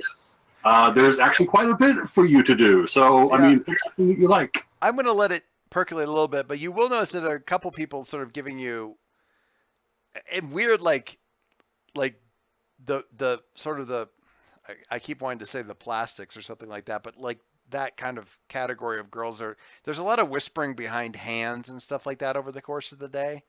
That you're like, I so don't have bandwidth for this kind of thing. Taz is keeping a relatively wide berth. You had written a thing with you kind of talking to Nono a little bit and kind of saying, I'm sorry, I've always just thought of you as Miss Rodriguez. Did that happen? That's a conversation that's happened, right? That has already happened. All right. So this is in a lot of cases sort of a day after the orientation kind of screwing up the schedule. This is the big assembly thing kind of screwing up the schedule. Today's like really the first proper day of classes and that sort of thing. The end of science class, the science teacher will come over and probably talk to you about whatever the Gardner equivalent is of kind of not math team, but something like that. I'm going to have to do some research about some sort of like science superstars kind of. If you say the robotics team, you've already lost. Yeah, I don't think it would probably be that. That's a little bit on the nose, but something like that. There may be some sort of thing there, and it may not just be you. I would in fact find it hilarious if you did like a Real Genius style students working secretly for the DoD type thing. I'm not going to say you must do that, but like all the hints that have been dropped for the staff here make it sound like that's a possibility. Oh, there's certainly something going on. That's a really good idea. Let me think about that. In any case, I kind of want, realistically, we need to let at least a day of percolation happen here before things properly blow up in everybody's faces. Totally fine with that. And honestly, I'm so excited about the idea of Quill Technologies funding a ponies based like operations center that just makes me so happy. Anyway, Adam, what happens during the day that you were not expecting? So Adam has to go to his first day of speech class, Mm, and the first thing that they have him do is give like a big like thing, like an introduction to them sure. to the class. And Adam lets it get to him, and so when it's his time to go, it is like that stress run to the bathroom and vomit sort of thing. Which we all know can happen. Uh-huh. Yeah. Did you guys catch that? Not necessarily watch the speech, but hear the news about that with the march in Washington. One of I knew all about that, and yet I didn't put that together until just now. Yeah, one of the girls was like reading a poem and just vomited on the international television in the middle of it. And there's like a moment of silence, and she stood up and it's like, "I just threw up on international television, and I feel great." And everybody just lost their minds. But yeah, it just reminded me of it just then. But that's kind of perfect. Um, Most, everybody in mostly this. my Go ahead. I was gonna say mostly my intention for that one was I wanted some reason to uncheck Afraid. Okay, what is that? What is the action Run for? away from something difficult. Nice. Nice. Everybody on the first day of speech when they have to do this gets full points regardless of how terrible it is. Because honestly, what's happening is the teacher's just sort of taking stock of everybody and wants to see how they are naturally in front of a group when they've got to just ad lib. So you have managed to set yourself a very low bar for a passing grade in this class. Well done. Well, let's also remember Adam Amari. He was probably the first one to go up there. Oh, yeah. Oh, wow. So you are somewhat comforted throughout the rest of the class that there are a lot of people who are also terrible and uncomfortable. Some of them are good. Nobody runs screaming out of the room to throw up. That seems actually your... I set a low bar for the rest of the Yeah, class. everybody else got like, well, no matter what happens, it's not going to be as bad as the kid that ran out of the room and threw up. So, I mean, how bad could it really be? And it really kind of depends on how you own it when you come back in there. But yeah, run away from something difficult definitely sounds that's totally fair. Go ahead and do that. Come back. Okay, well, never mind coming back then. Yeah, one of the kids from the class finds you like in between or right afterwards or something like that. It's like, hey, a teacher gave you a pass, kind of thing, and said you got full points, man. So it's all good. Or whatever. I gotta go. Something. Anyway, Carrie does find you at lunch. She's like, "Hey, I hear you puked in speech class. Awesome. Nice going on that one." Do not tell Leo. He will steal all of my fries.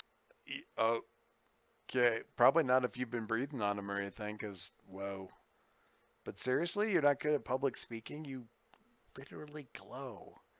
Like, the whole world looks at you all the time. Maybe I shouldn't tell you that. You're going to throw up next time we have a fight, the next time that you have like a super fight? I don't have biological functions as Concord. That's handy. Oh, wow, that is super. That is not even fair. Are you kidding me? You don't have to like, I mean, so like, all right, so before like a thing's about to happen, you know how you like really nervous and it feels like you need to pee, but you don't really need to pee, but you feel like you No. need to, and that doesn't. That's the superpower I want. That is not fair. I'm gonna steal your fries. Anyway, all right. So after you do get word, Leo, that you can come over to like meet with Vector if you want to after school lets out if you're inclined. I am so inclined. All right. So and you had said something about, bring a guest, if you want, but keep it, preferably not the entire team. Waters has a bizarre habit of typing everything out absolutely completely in his texts, which is a little bit weird, but I want Waters to still be using like a Nokia 3310 or something. So he has to do it all on the 9 key. I'm sure there's positive reasons why he would do that. So yeah. Like you saw the thing. You guys saw the thing with Snowman. It's like, here's why you hand type letters so that you can pass crypto messages in them that no hacker can crack. Yeah, it's just the idea of him typing everything out completely and also using one of those keyboards is just crazy. Anyway,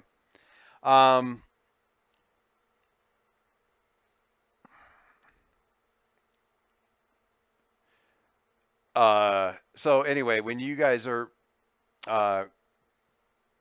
piling in the card, Adam, I'm just assuming you get shanghaied for this visit because, truth. Oh yeah, I imagine that's just like, Yeah. A given at this point. Otto's like, well, hi kids, how was school? No, nothing, really. It was quiet. We didn't get blown up or anything. Yeah, I know. Super boring for me you too. didn't. What, you got blown up? No, I threw up. Oh, what? It was I'm suddenly I rinsed my mouth first. Was it a or while afterwards. back? Because I'm suddenly very nervous about you writing in me. Dude, why did you throw up? You can't be motion sick. You fly. It's a weirdly parallel conversation to the one you had with Super Chica. Oddly enough, I think that actually, I don't like flying. Like, what? when I'm not Concorde. There. Oh. That's a different thing. Huh. All right. Oh, well, okay. I didn't throw up, I guess. So you had more excitement than I did. Boring as school is, parking lot, even more boring. Well, what did you do all day? I did my homework because I'm doing remote schooling and, watched a bunch of, streaming videos of games. What did you really do? The games. Okay. Yeah. But I did homework. I finished stuff, turned things in. Stuff. My semester started like 2 weeks ago, man, when it's online. It's, I don't have to wait for all this other stuff. Anyway, yeah, I was watching like, Forza videos and stuff.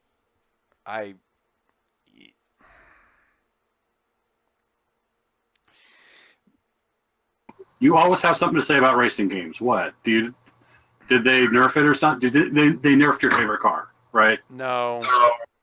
Yeah.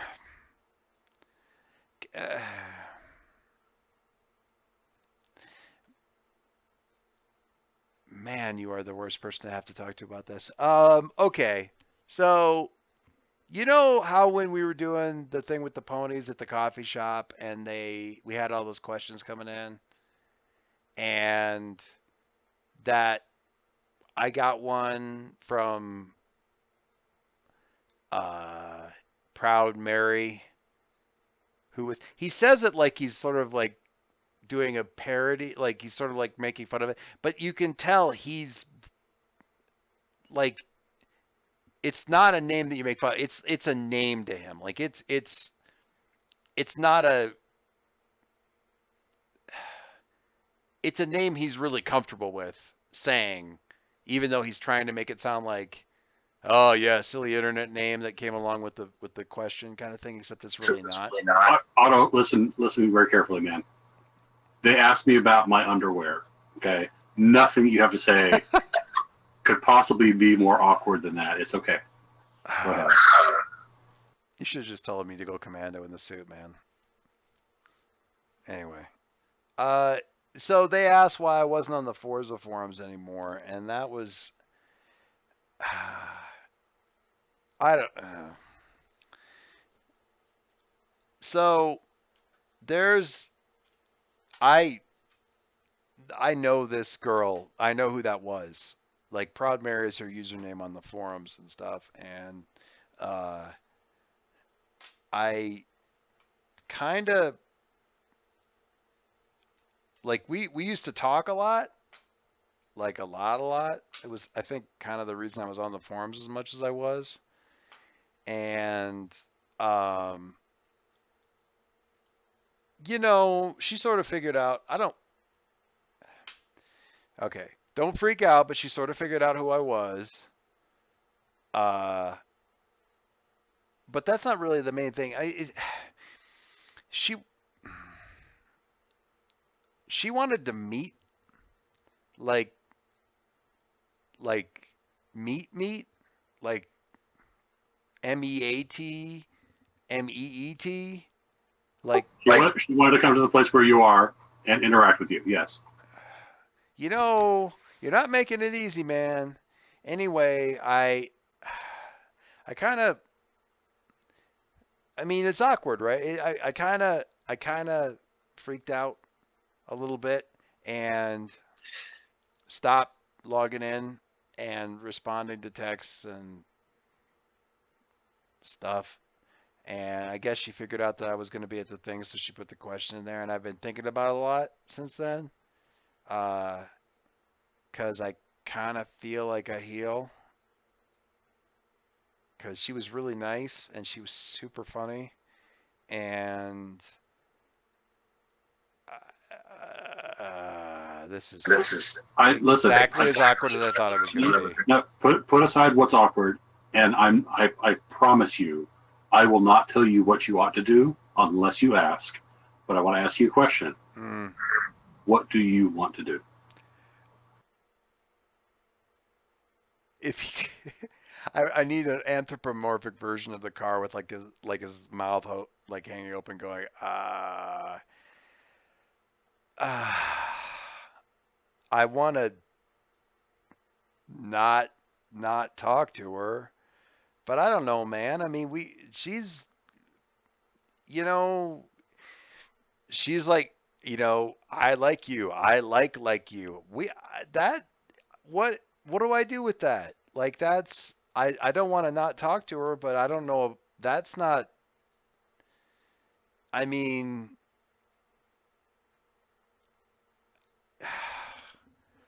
I want to not talk to her, and I guess I want to, I don't know. What do you think? Since you asked.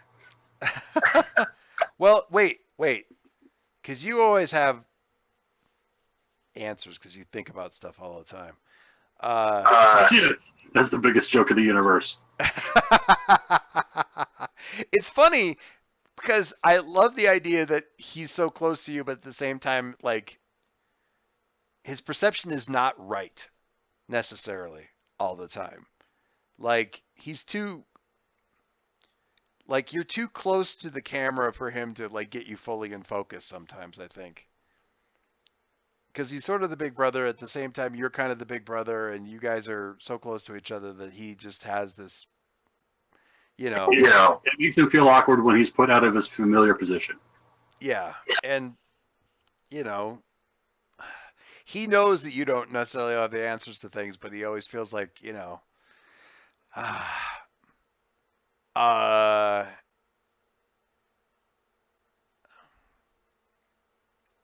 so Adam, you this person that you've been talking to wants to meet your non-superhero identity. What do you do? Well, I had a really good friend of mine give me advice on this just the other day. What? Yeah. Okay. And his answer was to not do anything you're not comfortable with. Okay, you guys both suck. Like you Set suck. boundaries.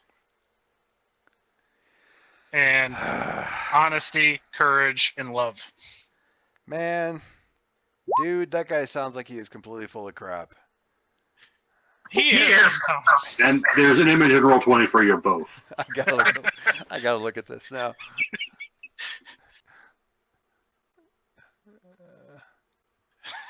I gotta look at this.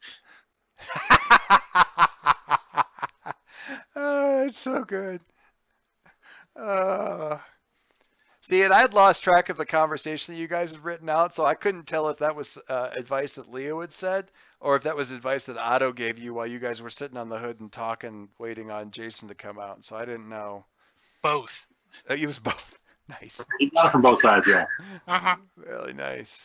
So, honestly, he could be talking about either one of them at this point. Otto is assuming that you're throwing it back in his face from what he said to you, because he doesn't necessarily know about the other thing. So, oh, there you go. That is my picture for this session. That is staying up there. All right, boss, hit me. What do you got? I asked you the question, what do you want to do? And you said you want to not talk to her. Or not talk to her. I said, Right, I heard right. that. So you want to talk to her. Yes. You know that she's put this question to you, and you don't feel that you can move forward talking to her without answering it somehow, but you don't want to give her an answer. No, I do. I mean, I want to, and it's kind of nerve-wracking because I don't know if you know this. I'm a car, and she knows that. But You're a really cool car, though. this is true. You are absolutely right. I am. But, so I'm nervous about that. And, she's really cool, but what if we, actually meet and she's like this, 300-pound chain smoking, I don't know, dude named Chuck lives in his mom's basement. That's not what it is. Come on, man. If we're gonna meet, where do I meet somebody? Where do I meet up? I can't go to a coffee shop. I can't.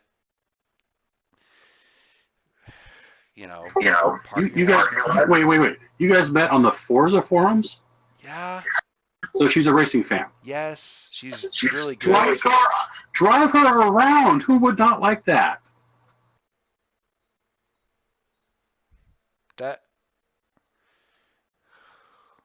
God, that's a really good idea. You really hadn't thought of any of this, had you? I'm going to say something else. You are a goddamn flying car. Okay? What you can offer this thing that literally nobody else can. Okay? Whether you guys are like just friends. You don't think that would be creepy? You want to get inside me and fly around? You're a car, dude. Okay, just fucking. Did you not see those super movies where like the guy gets his girlfriend in the penthouse and they like fly through the air and it's moonlit and it's romantic? Did you not see that? That's super old one, man. I don't like watching old movies. That's super old. I mean, come on. But yeah, I totally watched that movie. Okay, so what I'm wait, saying. I gotta back up for just a second here. What did it's Adam just- say about? Did you not put any thought into this? You haven't thought about this at all, or what did you say? It was like, you really hadn't thought of that at all. No, he totally didn't think of that. He's been so wound up in it. The idea of actually just riding around with her, which is a brilliant idea, had not occurred to him. Not just brilliant, but also incredibly obvious. So maybe not even brilliant, but just incredibly obvious.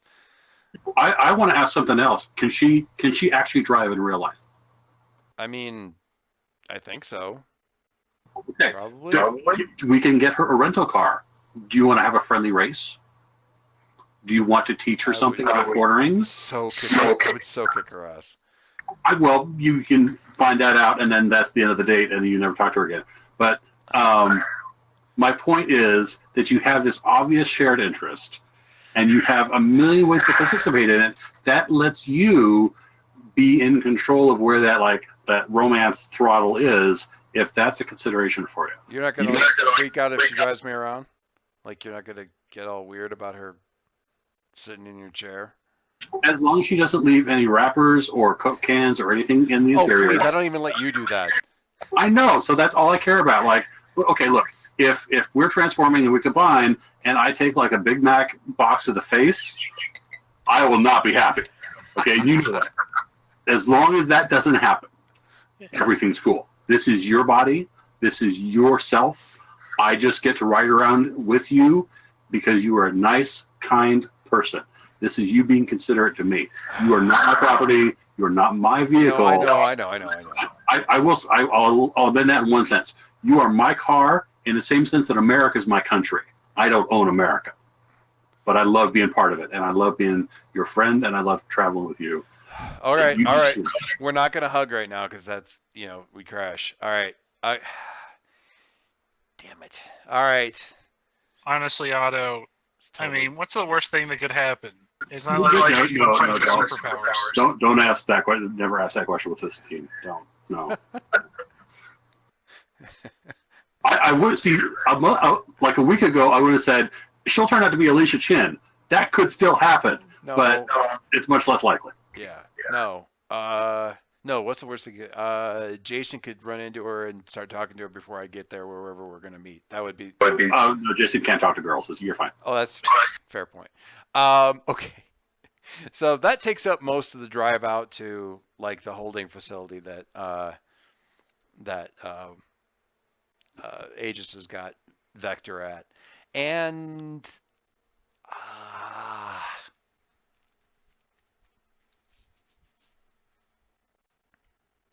I'm trying to decide if we do the Vector talk now or we save that for next time.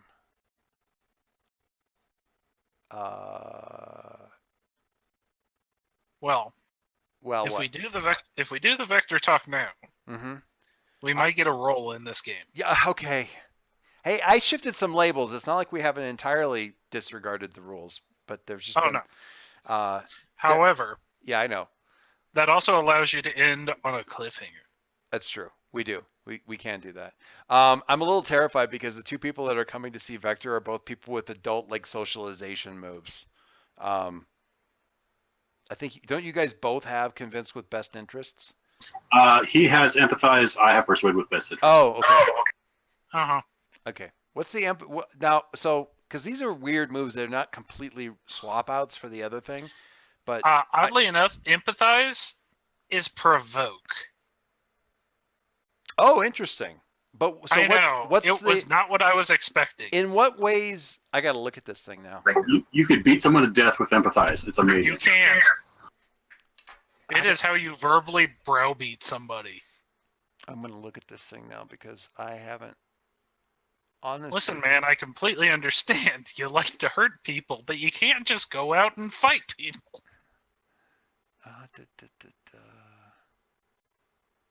Oh, it's in the moves probably. It is under yeah, I have it as part of my active moves. Yeah, I've got like all these little reference documents and stuff. I don't think I have any of the adult moves. So let me flip back. I'm going to have to put away Leo's picture here, but yeah, it's under it. Hold on a second. Concord.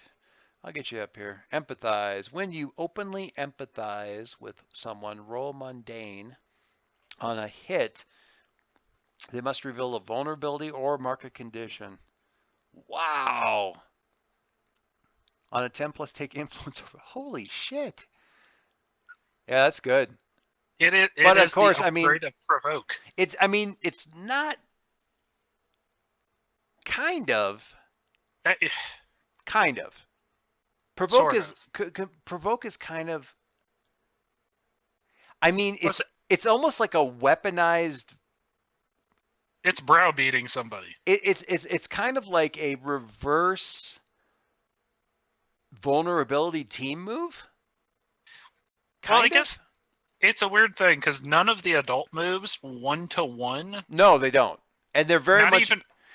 And they're very much based on Yeah, not unleash even your powers and wield your powers are two very different things. yeah, and they're very much based on like how they're role played. Triggered. Like you could still, and there's no reason just because you have this, like even if it were the provoke replace or convince with best interest, like that's not provoke either.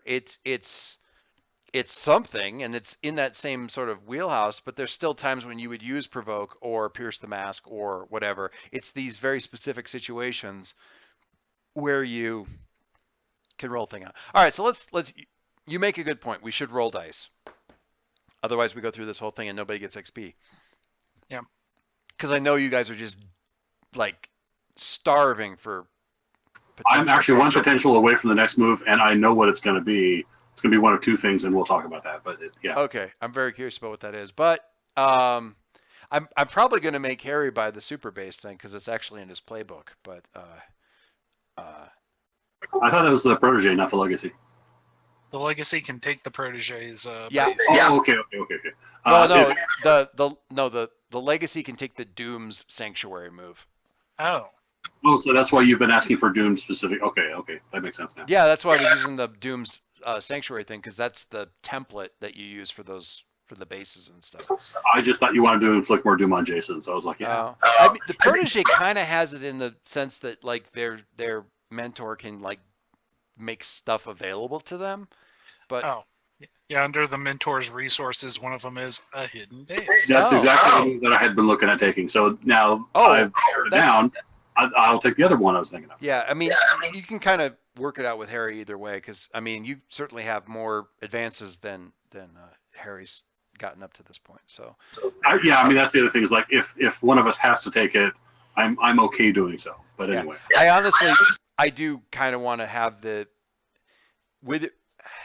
I feel like that's going to have to happen kind of in game where you guys kind of go and look at some of the bases and stuff because some of the players. We could do it on the forum, except some of the players really can't do it on the forum very easily. And that'll make it kind of fun, but we'll get to that. Anyway, all right, so let's get in there and talk to Vector. So we got Vector, and Waters is there mostly to do the pass-through thing, but that's not really the group. That's not really the part of Aegis that he's not in charge of this group necessarily or anything, or this location. So I can't remember where Vector was at. Let's just grab him, toss him out here. Oh, he's so small. Let's get him up here. He's still in the suit. They haven't figured out how to get him out of it, but they do have it kind of, they got him like in dampening collars and cuffs and that kind of thing. Did they positively establish that it is a suit and not his body? Or something? Yeah, he's able to retract the mask, but you know, parts of it are attached to me, and I kind of have to have a whole thing. I don't get out of it very often. All right, boys. Yeah. We're still looking at small town America. If are we? Yeah. Thank you. I forget to move that tag sometimes. Where's small town America? Small town. Vector is the prisoner, and this is the village, and we are number 6. Oh God. Oh come on. Good reference. Good reference. No, that's not where I wanted to be, but I'm getting there. I've got so many of these different little map things. I've got to like do it one move at a time to get. Come on. There you go. That's better. All right. So yeah, apparently this is he can retract the mask thing, but apparently he's in the suit. We've taken some X-rays and some other readings and stuff like that, and like he's not like, I'm pretty sure that the part of the legs are prosthetic and the arms too. That's why they're long. He's a person, but there's parts of him that are missing. If he were out of the suit, I'm not sure. I mean, we're not 100% sure that he's not all there, physically speaking, if he's not in the suit. So, and as far as all the rest of it goes, I mean, it's hypertech. We don't know much about it beyond that, but it's not anything that we've seen before. So, anyway, we'll get you guys into a room here and kind of set up. And he's like, He kind of walks in. He's looking, he kind of shuffles in, I should say. And he's like, hey. He kind of looks around. What the fuck? Okay, hey, don't need to be like, wasn't personal, man. It was just, kind of an assignment or whatever. I was just, I'm just a fetch and retrieve kind of deal. I mean, I don't, No, I don't know. Why don't you tell me? Actually, he about halfway through that, he's like, just a I suppose now as I'm halfway through saying that, probably you were talking about the bombs. Yeah, that was kind of on my mind too. Sorry about that. Wasn't, again, not personal.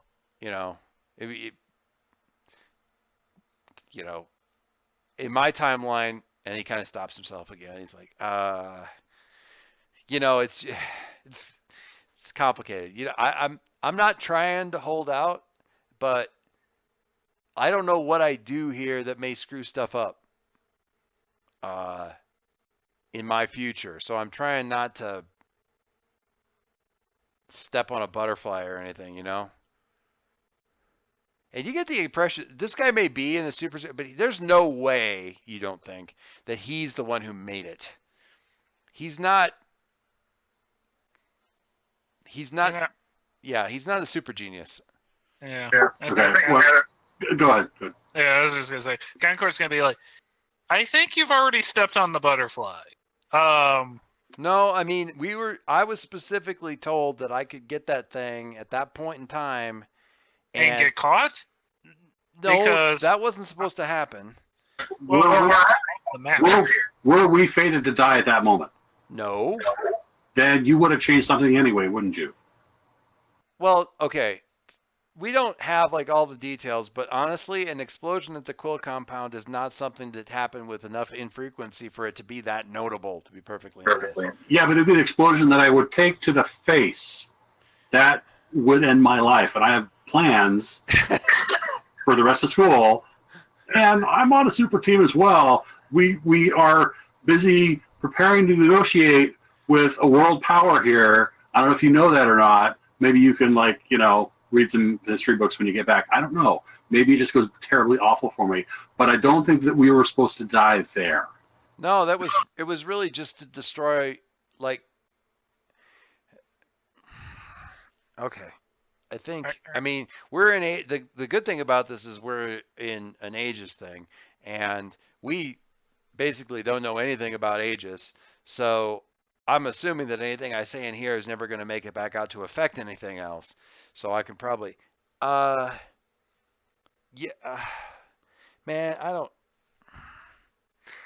The only way you're getting back to this future that you're concerned about is to tell us what we want to know.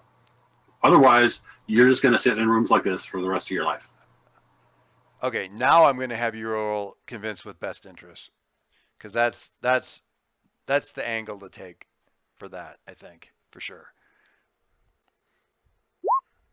What do we got? 12. Oh my God.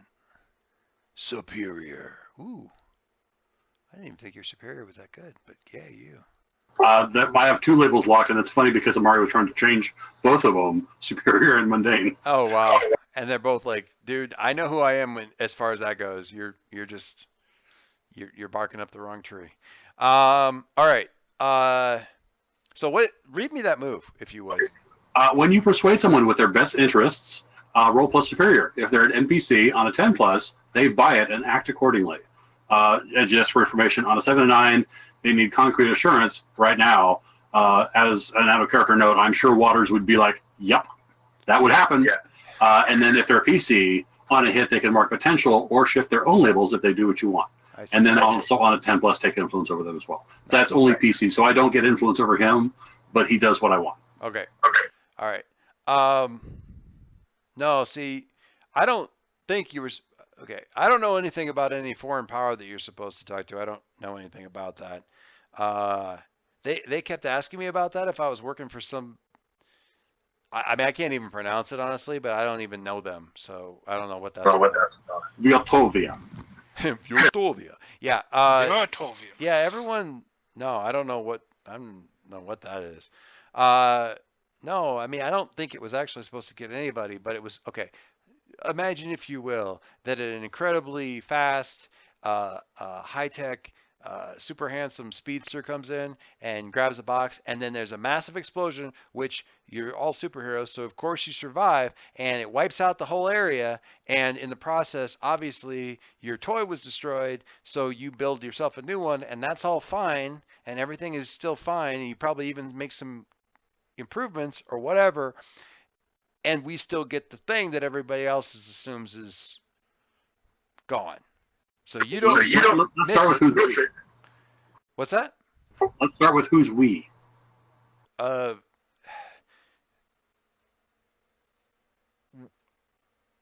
like, what do you mean?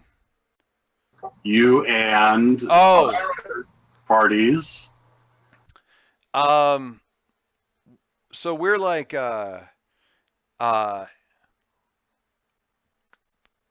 sort of a counter. I'm trying to think of what word he would use for this. Well, don't make it too many syllables. Yeah, that's what I'm. How would he say this? Um. Well, we call our, I mean, we call ourselves the Chaos Agents, but that's not. I mean, that's just kind of a cool name. We're trying to. I don't. Man, it's super complicated the way Bod says it, but we're like basically we're working against the corporations that sort of run everything, and I mean, I know it's not like how it is here, but basically the corporations just sort of run everything, and they've got all the tech and anything that that they can control, they control, and so we're kind of working underground. The news says that we're terrorists or that we're anarchists, and I suppose maybe anarchy. I mean, late stage capitalism is basically a poison on all society. Now I sound like bot, but I mean, the idea was is that we could get that thing and actually do, because we don't control that tech, and that's what they've got, and that makes it really hard because they've got basically unlimited soldiers that all think exactly alike, and that makes it really hard to like make any kind of dent in any of their infrastructure or anything. And we figured if we had that, all right, I gotta make sure I get this right. I mean, the way Vod said it, it'd be like, you know, I mean, he'll basically, oh God, he had such a good speech for it. He said I'll do anything to protect my friends and the people that I love, and if I need to, if I had this thing, I could make like 1 million of me, and just I could do so much with that, and I would do so much with that. I'd do anything that I needed to do to be able to you know, protect those people. And he convinced me, and he figured out a way for me to come back here. And I was just trying to get. And I know the bomb thing, but he told me there'd be no way that you guys wouldn't be able to handle it. But worst case scenario, the Quill compound blows up again, and we know. I mean, that's happened that building's been rebuilt like 45 times, right? So, what's one more? Nobody's really going to notice. So, all right, first of all, that guy sounds like an asshole. Out of character. Totally got it. I'm fine. Because what I want is for a chill to run down your spine, because it's literally exactly what you said to Wanderers. Oh yeah, Link is hearing this and be like, wait a minute, who'd you say this was? He just keeps calling him Bot. That's it. That's a terrible name. Yeah. Well, I mean, I don't know. I mean, we just kind of get by with whatever we do. He's like the brains, man. He's the idea guy. He comes up with the plans, and we just try to get it all done. Oh man, I hope he's not a car. Well, what does he look like? He's a bot, man. He's not like a. I mean, it's not a great name, but he's like I don't know. He's like a robot. big, kind of. I mean, he looks like a dude, except he's a robot. I don't know if he's. I mean, some people say that he's inside a suit, and it's a suit that's meant to look like an android. Some people say that he's a bot, and his AI is just so good that you can't tell the difference. He doesn't look like a person at all, and I know, and they've got a lot of bots like that you can't tell they aren't people. Some say he's a human mind uploaded into a robot body, right? Yeah, sure. Think of every theory ever, man, and there's always things. Does he have any associates or friends, close family, anybody that's with him?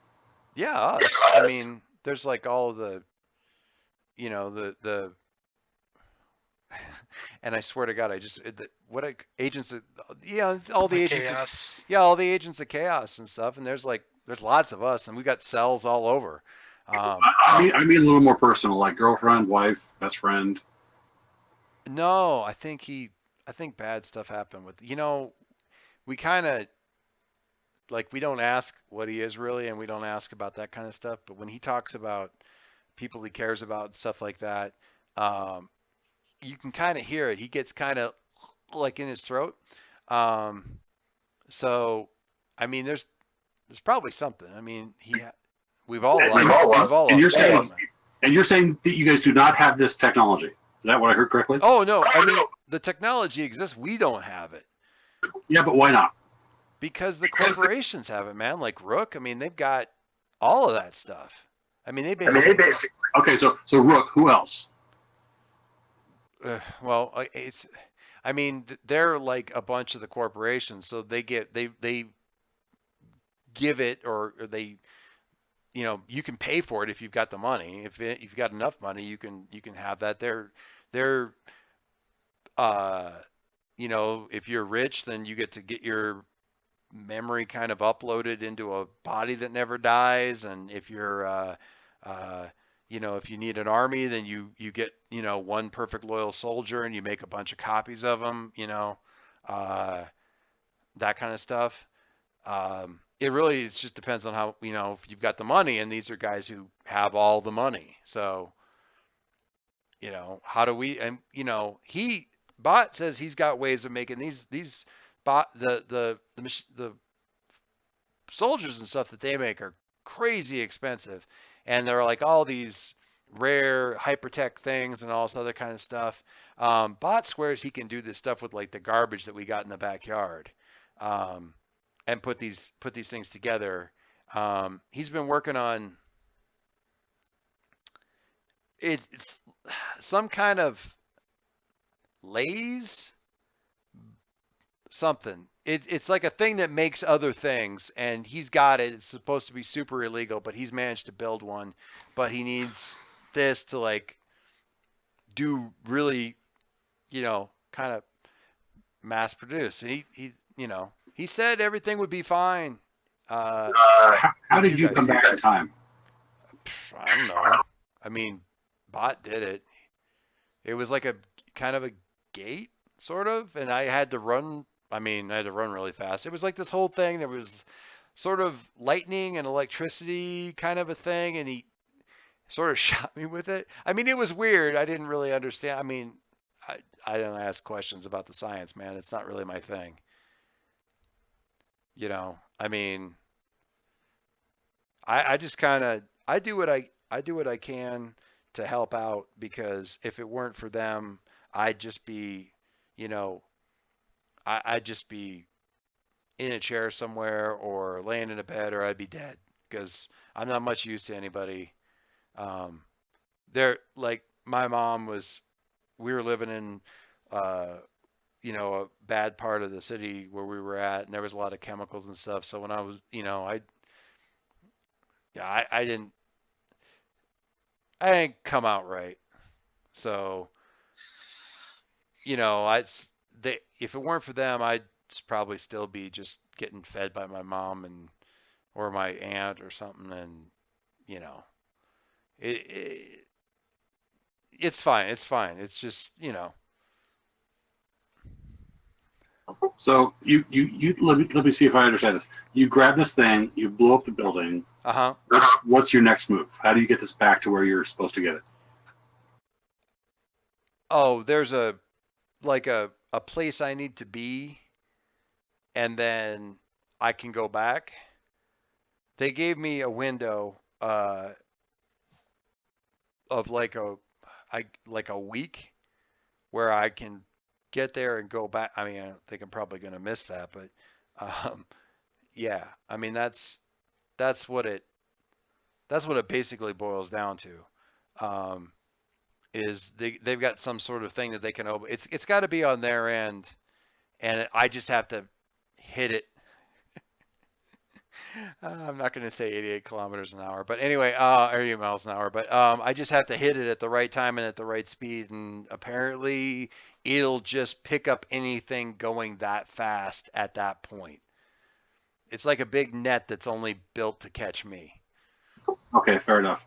Or something going that fast. I guess that other kid that the Mercury kid. Mercury 1, right? That was Mercury 1, right? I guess. I don't know how many there are. I mean that's I used to watch cartoons of that guy. I mean, not him obviously, but man, when I was a little you know, anyway, if I hit him or anything, just tell him I'm sorry, because it's like, anyway, it's pretty crazy. I didn't think about that, but it's so cool that he was able to actually see me like nobody could see me. That's crazy. Anyway, but yeah, I mean I don't know. I mean, you don't even know. I don't even know really, even relative to you guys, where I am in time or anything like that. So I know you said like tell me this and you can give, but I mean I don't know how you're gonna do that. I know you're a genius or whatever, but I don't know how you get me back. In a window of a week. It's been a couple days, so you should be okay, right? Yeah, but I'm like here, I mean, and don't get me wrong, this is literally the nicest place I have ever lived in my entire life, but it's not like there's bus tours. So I don't know, man. I mean, I don't know. I think it's, I mean, it didn't work, and sometimes things just don't work, and you just have to. I don't know. I'm not the brain. I'm not the smart guy, so. I don't know. Let me ask you: were you ever around the smart guys, even if you didn't understand the science? Oh yeah. Were you in proximity to people who were talking about it? Yeah, I was around Bot. Okay, hang loose for a second. I'm gonna go talk to Adam. So Leo's gonna pull Concord aside and be like, I got an idea. I was like, are you getting the weirdest bit of culture shock off of this? Because no, I know what's going on. Listen, this is really important.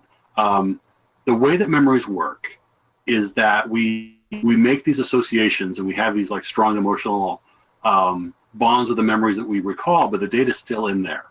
And you can remember something like years after you forgot it. What I'm hoping is that this guy's got enough stuff in his head that we can make use of it. If someone remembers it who cares about the science, who cares about the stuff that I want to know. So what I'm want to know is, can you give me part of his memories, and I'll see if I can get it that way. So when you said you had an idea, what you meant to say was you had a fantastically bad idea. Don't get me wrong, awesome, fantastically bad idea, but I've got a half-assed plan. I got like 12% of a plan. I just like that gif. So give him some. Adam is totally just gonna be like, so Saul did most of the brain stuff. I was like 75% certain with Harry's dad that this might do something, but that's a future guy. So it is. Basically, in character, what I'm asking is, give me the pep talk really quick so you can shift my labels. Okay, so I don't think, and tell you can tell me if I'm wrong. I don't think Saul would have been so okay leaving you alone if he didn't know that you could do the job. I know that you can do the job. If there's information that you need to know about how minds and memories work, take it from my mind. I've been studying this shit for years. You can self-educate, I hope, but ultimately, what I found is it doesn't matter like so much what you know as your determination and willingness to do something.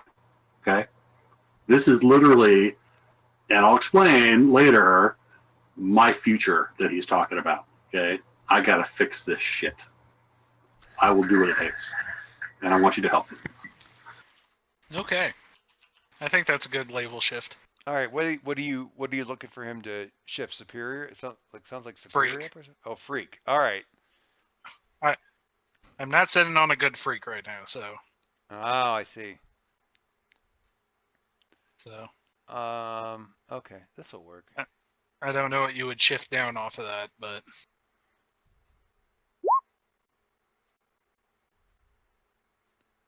He's a shit. I'm gonna say it's probably Savior. you can't shift Savior. We'll pick something that I can shift then. Come on. Yeah. Anything else? Monday. All right. So freak up, mundane down. Yeah. All right. All right. So the way I'm at least seeing this is like, oh, that's really cool. Adam like just being like, hold still for a second after getting both of them together, and it's just like, man, Saul used to just hold his hand up and he's like, and just like reach forward into this, into the head. It's just like, this is ickier than he made it sound. All right. So what do you? Is this? Are you just doing this as a straight unleash your powers? Are you going to load up burn, or what's happening? Burn will give us. Actually, yeah, let's go burn. Okay, heavy. Okay, whatever your conditions are at, I guess it doesn't really. Yeah, I'm not. I'm sitting pretty nice on conditions, which is bad for burn, but we can certainly give it a shot. Okay, let me get your guy up here just so that I have it. Where's the actual burn move? It is down there in the middle. It's not actually in the playbook, but I have the playbook sitting right here. So. Okay, yeah, I knew that. I just didn't know if it was written down anywhere. But all right. Did mentioning Saul make you feel insecure?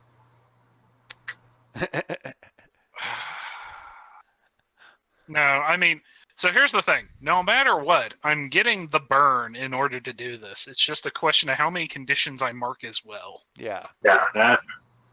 Yeah, the burn happens. It's just a question. Yeah, it depends on which one and all of that kind of stuff. Yep. So. All right, burn, baby, burn. That ain't horrible. All right, so read me that, and if you want. On a hit, hold 3 burn.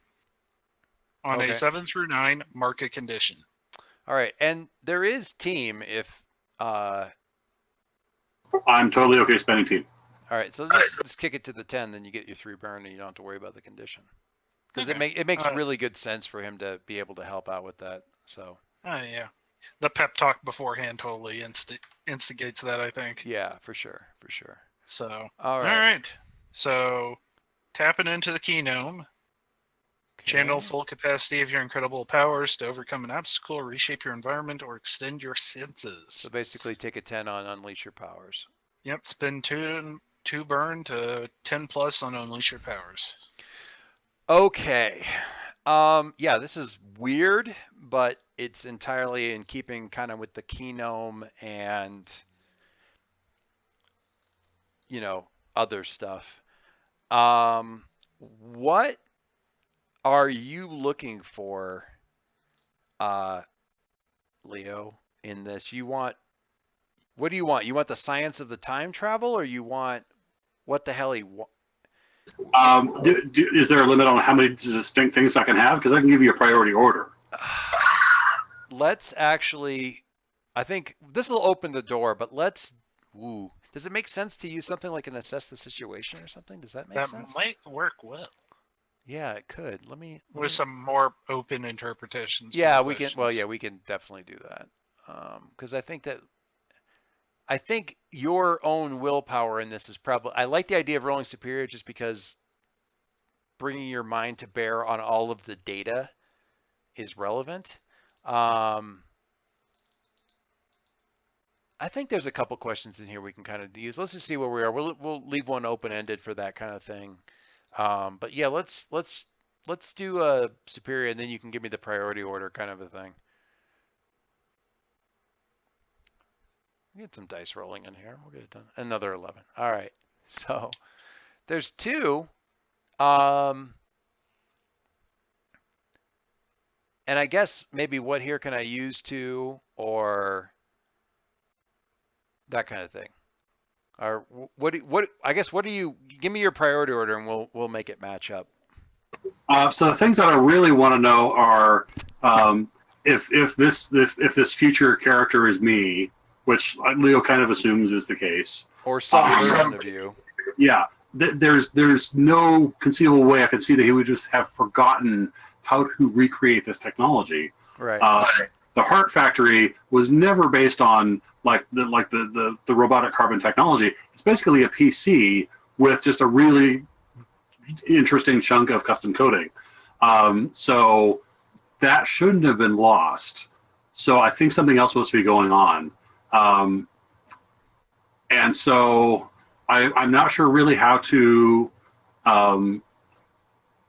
phrase that first question, because there's a really broad one, which is like, what hair can I use to rebalance this uneven situation? But I think that's a little too broad. Yeah. I guess I could say I think that their organization clearly has some problems going on. So I could ask, what hair is in the greatest danger? Right. I mean, as an alternative, before you go through with this, I could have also seen a version of this where, rather than superior, I roll mundane to pierce the mask on the bot and ask those questions. But I'm fine with this. But it's just that it's a different set of questions, but I think they'll get to the same place.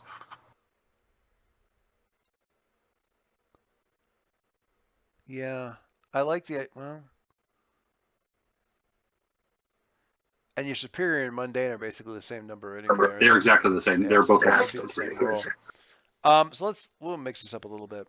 So you have to kind of interpret this through his eyes, and kind of what is going on there, and he's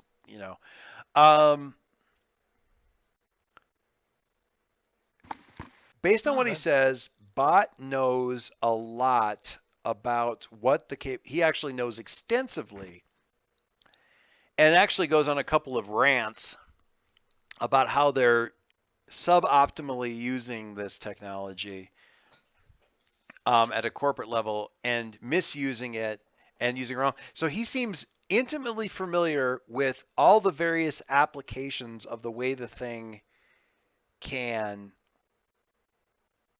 work, but at the same time voices a lot of frustration about the fact that he can't access that information, like how to make one. Like he just doesn't have the information. And you simplified a little bit. It's like it's basically PC. Yeah, but it's nigh perfect brain scanning technology, and that's not nothing. The nature of the chip is such that the chip taught Leo how it works itself. Right. But he may not be able to recreate that if it was suddenly destroyed or something like that. So that's possible. And it's part of the weirdness. I mean, the Heart Machine has always worked on the chip. Honestly, this most recent thing that you did with Jason and Alicia is the first time that you've really done this where it didn't involve a chip. Yeah, and Leo privately thinks that there's reasons for that, but we can explore those at some point. Yeah. So there is a bit of a cognitive leap there from basing it off the chip, which is easy, because the chip's really the scanning tech. And whatever they're using it with, which is, sort of jumped it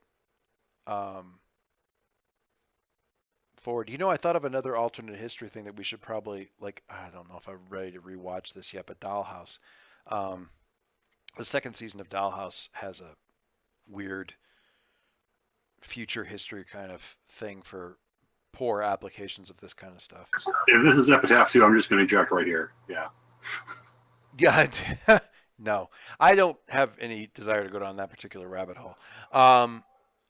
Anyway, so what you get from that is he's very familiar and very, very familiar with the various applications of it, but for some reason can't access this is how you make it data.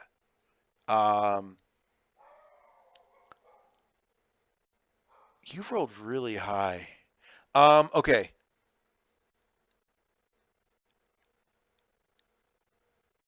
So I'm gonna kind of munge this together into sort of a Gestalt impression that you get. So it's half of it's tech, and half of it's your impression of this dude. And I put the link up here for like the physical impression. That's not the only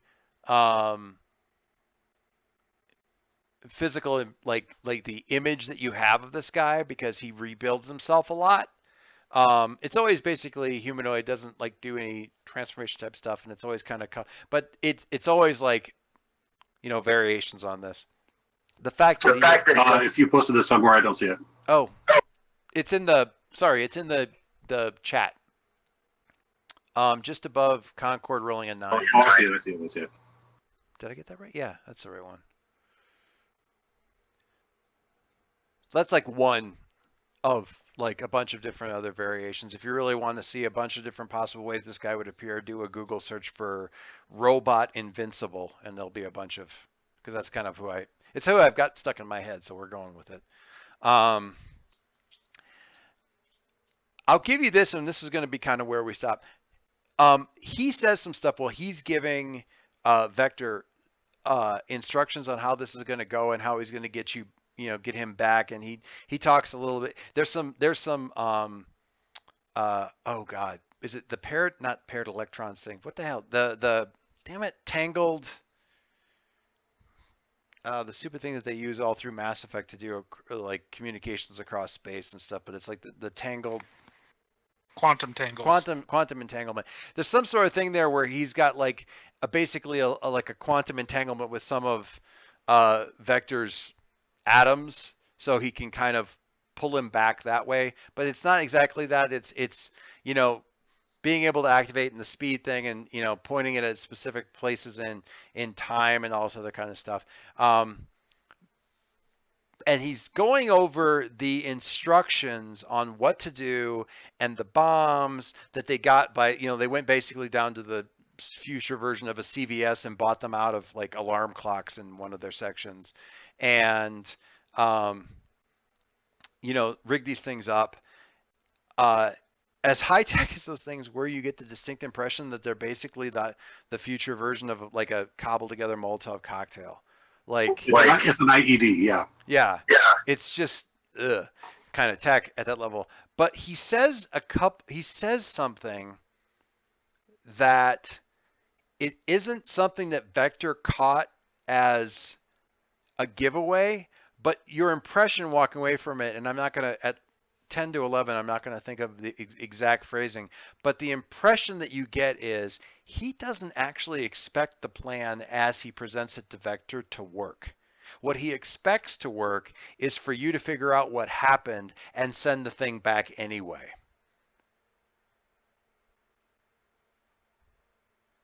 God damn it.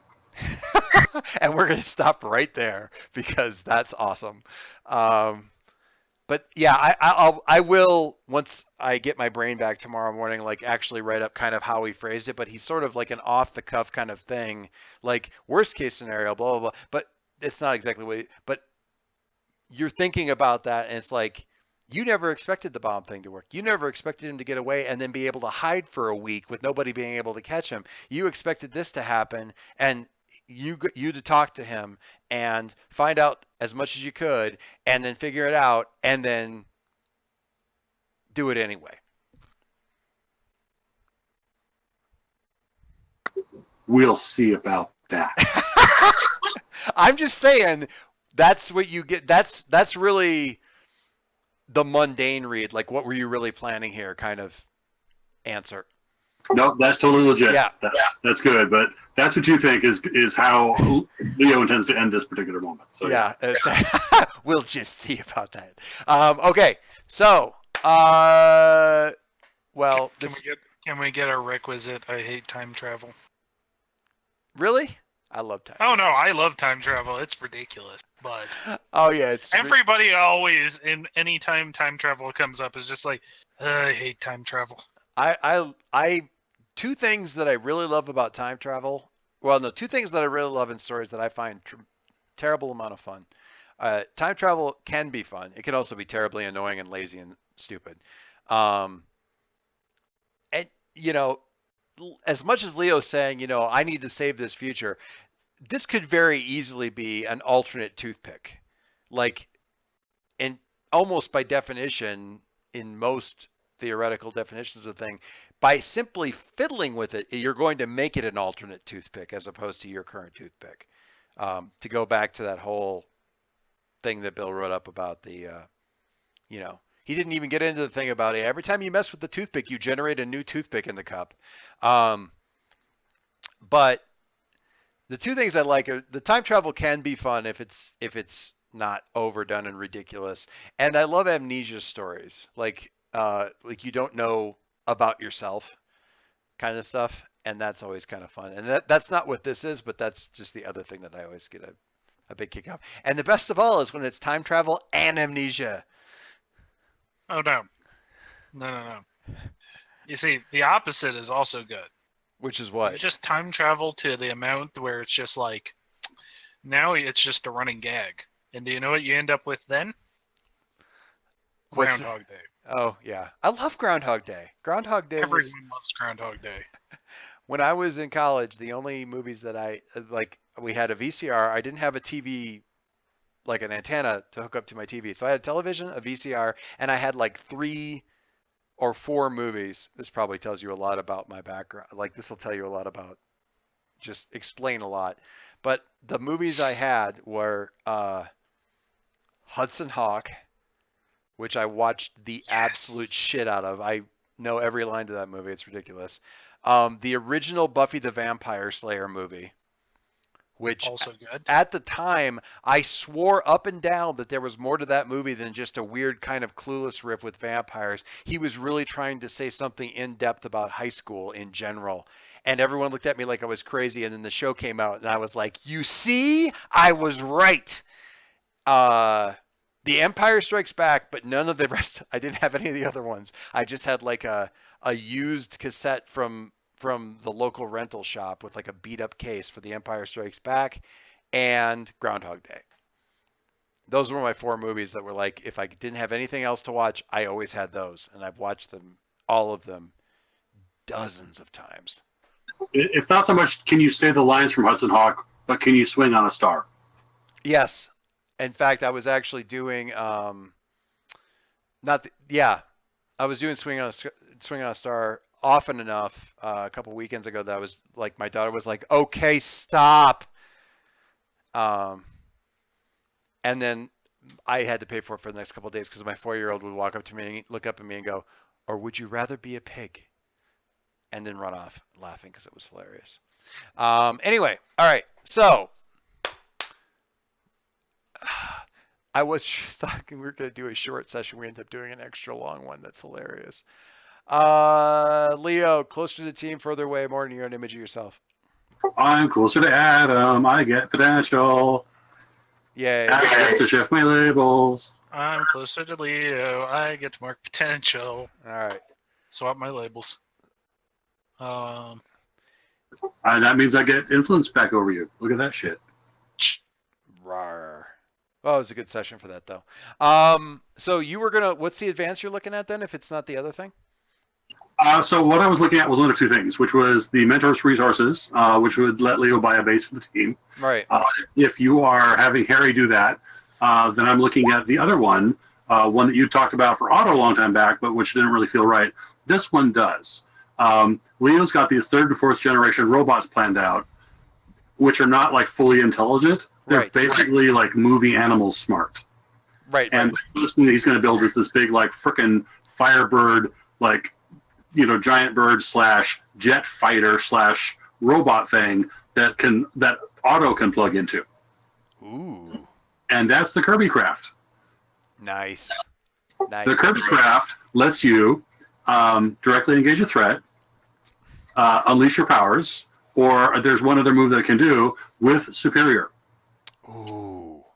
My Man. Superior is level 3. Oh, Jesus. Oh my God. All right. That's good stuff. I like it. Yeah. You know, assume that that's happening. We're have to have that happening in the background here for a couple of weeks, or it has been happening, I guess. But with you moving around and stuff, I don't think you're probably building it in the Gale's garage. Oh, no. I have a plan. I'll do you? Okay. It's a big reveal. Don't worry. That's good. I got it. I have a grin. All right. So, okay, wrap this up. Thank you guys. I'm just going to stop the recording thing here.